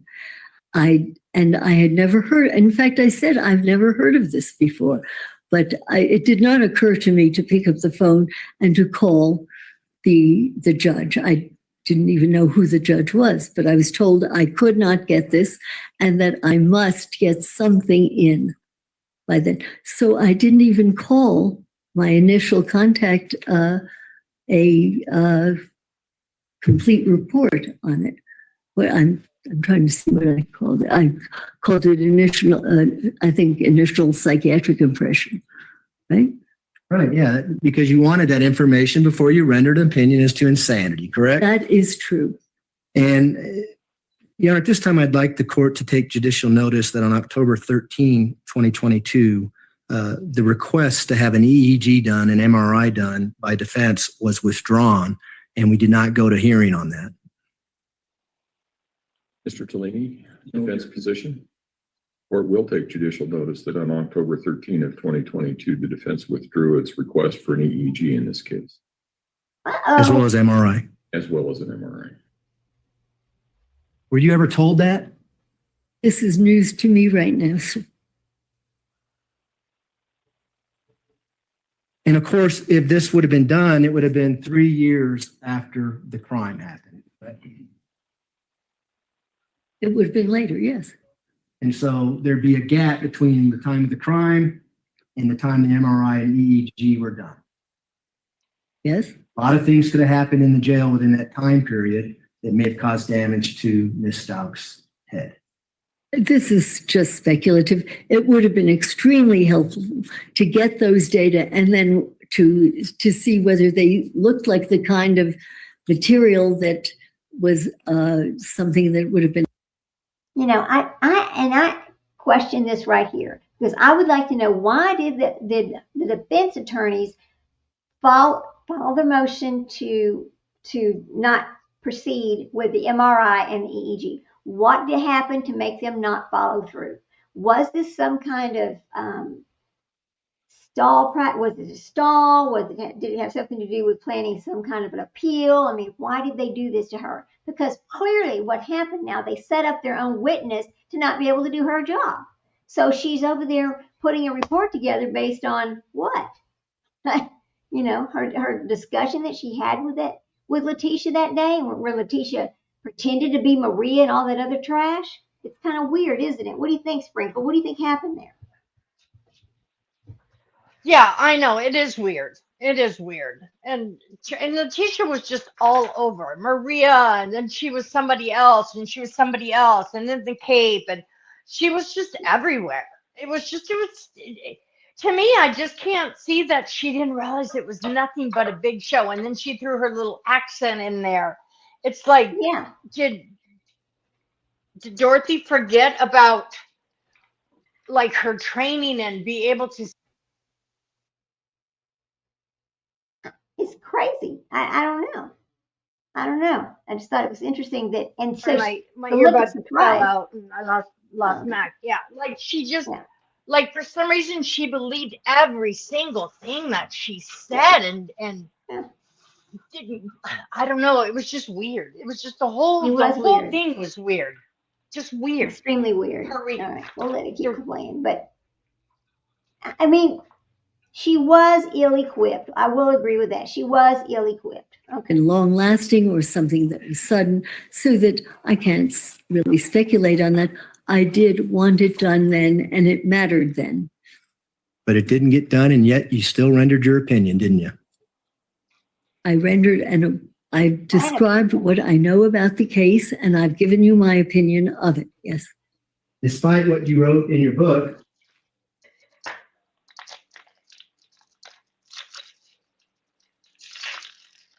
guilty by reason of insanity. You're familiar with your book, right? That it's easy to fake mental illnesses, especially when it comes to dissociative identity disorder. And that's why you want collateral information like an MRI or an EEG to corroborate, correct? It's not exactly correct. You don't get that to corroborate dissociative identity disorder. No, you get that to corroborate neurologic or neuropsychological impairment. No, you don't get that for dissociation.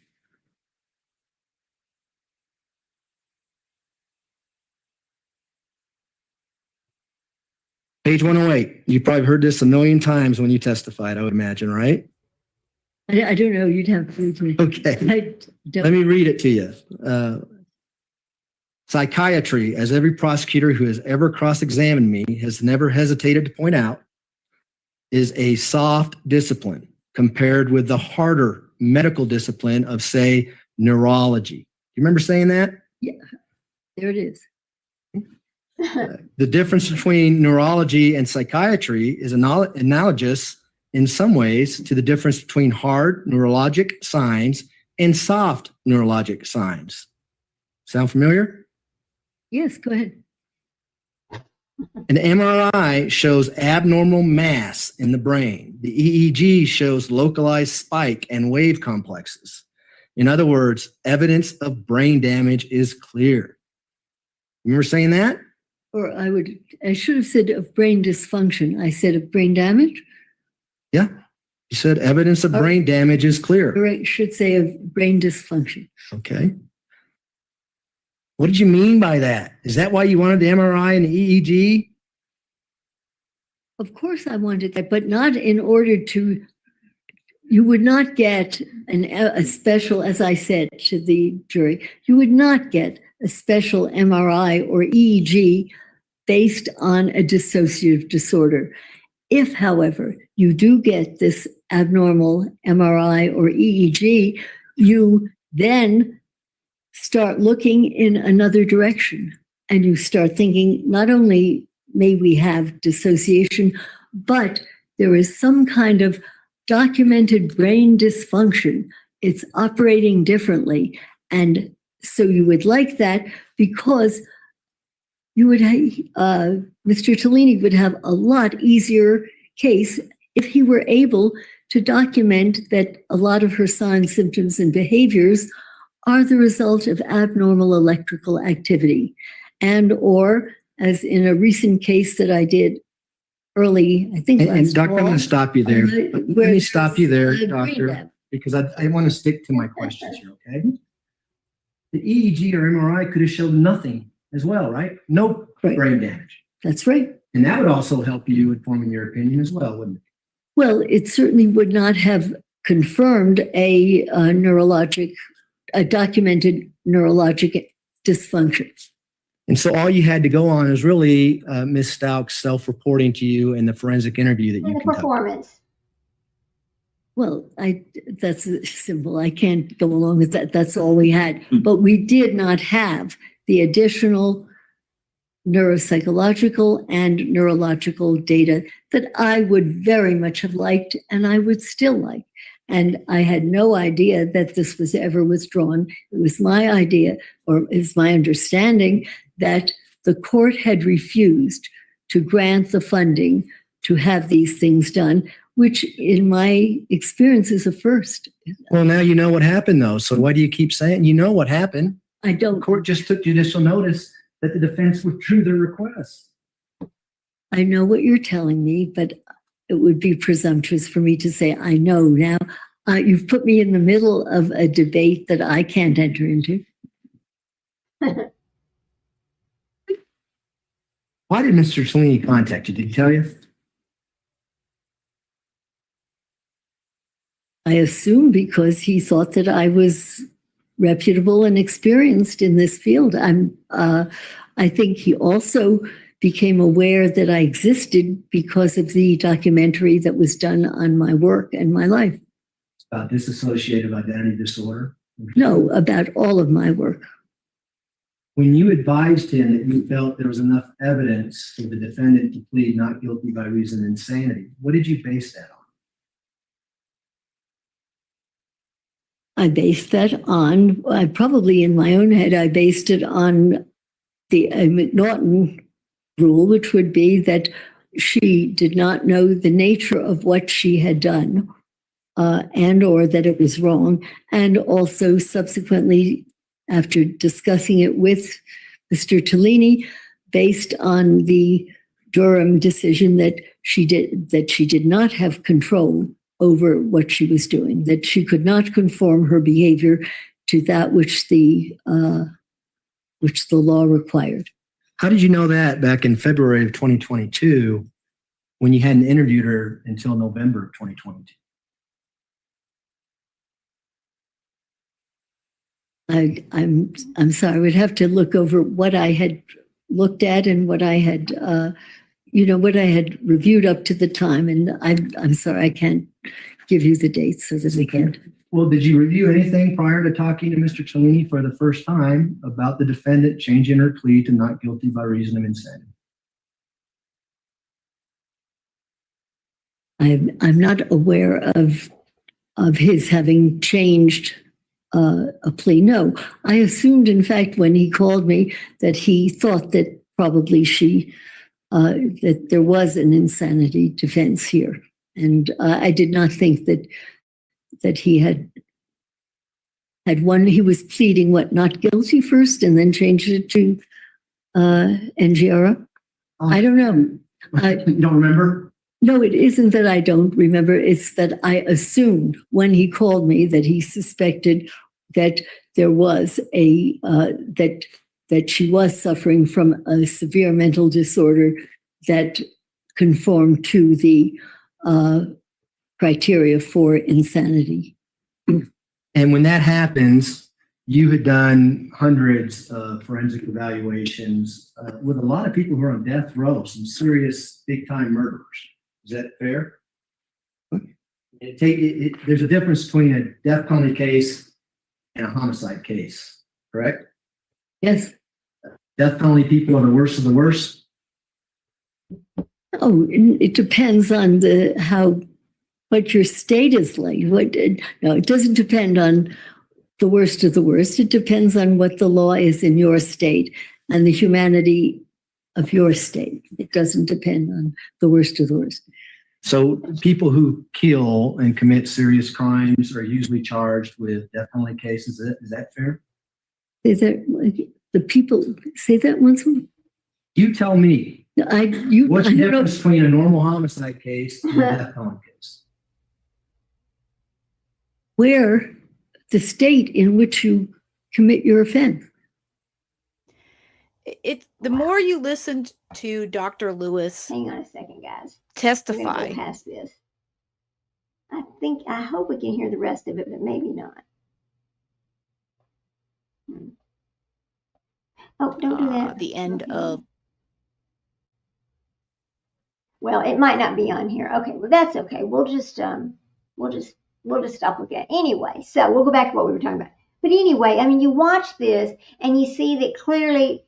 You could tell that she's completely making it up, feigning everything else, but you got Dr. Lewis over here just still pleading with him. And then, remember she got in trouble with it. She got in trouble in the court and everything else. But anyway, whereas with our Lucky Ward, he wasn't feigning at all. He completely tried to hang himself and with his own sock. He had meltdowns. I mean, he had extreme mental disorders. So, he is in a much different place as far as his cognitive psychology versus Letitia Stouch's cognitive psychology. And because we've been on here 2 hours and 18 minutes, I'm like, oh my gosh, look how long we've been going here. I'm going to have to get off soon, but I just wanted to come back and talk about this, compare the two cases, and look at what really happened to these people and why is Lucky Ward different than Letitia Stouch, right? And we know why. Because Lucky Ward really is mentally ill, and Letitia Stouch is not really mentally ill. She's feigning. She's making it up. But Dr. Lewis was the worst. Here's a question I have. Now, we know she's going to get retried, right? Here's the question, though. she's not going to have the same attorneys because they are not going to represent her again. They know that they almost ruined their reputation and credibility by representing her. And they're not going to call Dr. Lewis in again because Dr. Lewis was the worst mistake they made in the whole trial as far as the defense goes, because she was not capable of making an opinion, period. But they used her because of the fact that everybody that she has looked at has DID. She's never had it. And I'm going to find this information and share it with you. So Dr. Lewis, all the people that she looks at, she interviews, okay, are DID. Let's take a look. I remember seeing this somewhere, and you know, okay, Dr. Lewis. Okay. Her most famous cases are, hang on a second.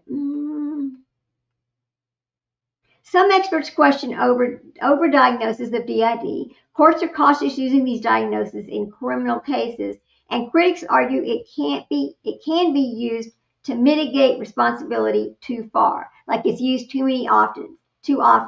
And you know, Dr. Lewis wrote this book, and she has this other documentary that she did on DID, and quite frankly, some of the people that were diagnosed with DID has now came out and it's been found out that they were just making it up as well. I believe the Billy guy, Billy, let me look him up right quick. I believe he is one of those that it later came out that he did not have DID. He was making him up. So let me look that up right quick. Billy and Dr. Lewis and DID. Hang on. Yeah. Billy Milligan, yes. Dorothy Lewis was part of the group of experts who studied offenders with severe trauma and disassociation, and cases like Milligan are often discussed alongside her work. What happened in Billy's case?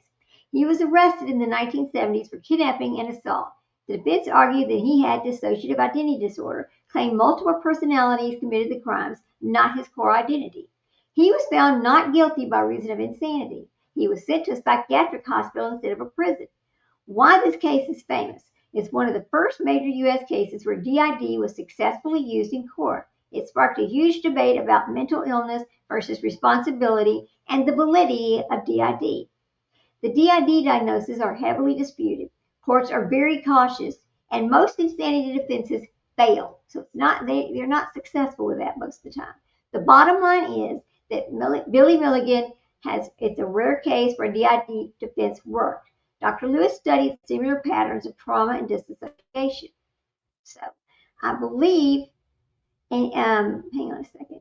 The man who claimed he had 24 personalities and beat the system, but was it real or manipulation? That is the question. I believe in Billy Milligan's, it was manipulation. It was violent. I think that's what happened. So let me look it up again.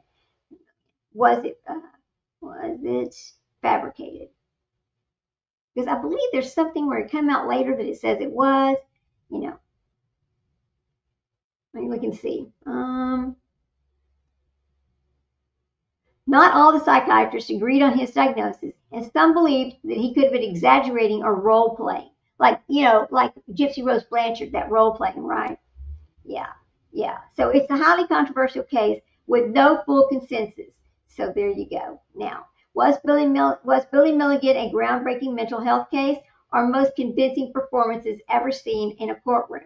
The sparks debate. I mean, it avoids being dismissed and it pulls viewers in hard. That's a case that everybody looks at. So, but it goes along with the psychology, and it goes along with this cognitive psychology, and you know what happens in the mind of those people. And you know, I think it's been a very interesting debate, a very interesting discussion. And we'll have to come back on it again, I guess. I don't know. We'll find, I'm sure, because there's so many cases where this absolutely could have been used, but it wasn't used. Because for whatever reason, well, okay, let's look at Gypsy Rose Blanchard. Now, Gypsy Rose Blanchard, let's see. I hear you scrubbing something. What is Gypsy Rose Blanchard? What is that noise? Gypsy Rose Blanchard, did she have DID? Let's take a look. Let's see what it says about her. No, there's no credible evidence that Gypsy Rose Blanchard ever had dissociative identity disorder. She was involved. She pled guilty to second-degree murder. And, okay, see, it always wants to come back to Munchausen by proxy, which we know was not real. It did not happen. Her mother did not have Munchausen by proxy. None of that is real. It was all made up. And anyway, so that's enough about that. Okay, well, let's just call it a day and get off of here, and we'll just come back maybe tomorrow, maybe on Sunday. I'm not sure when I'm going to come back. But I hope you all enjoyed the show, and I hope you enjoyed hearing and learning about cognitive psychology and how it affects different cases. They both committed murders, but they both were very two different mindsets. So that's what I'm going to say about it. So be careful out there. Have a good evening. Take care of yourself. Have a good weekend if I don't come back and see you. And Sprinkle. And hug your babies. That's right. Life is short and our time with them is even shorter. So anyway, with that, you all have a good night. Thank you for stopping by. Please hit that like button on the way in or the way out. And if you're listening to this in your car on your drive home, that's even better. Y'all have a good evening. Bye, guys. Bye, everybody.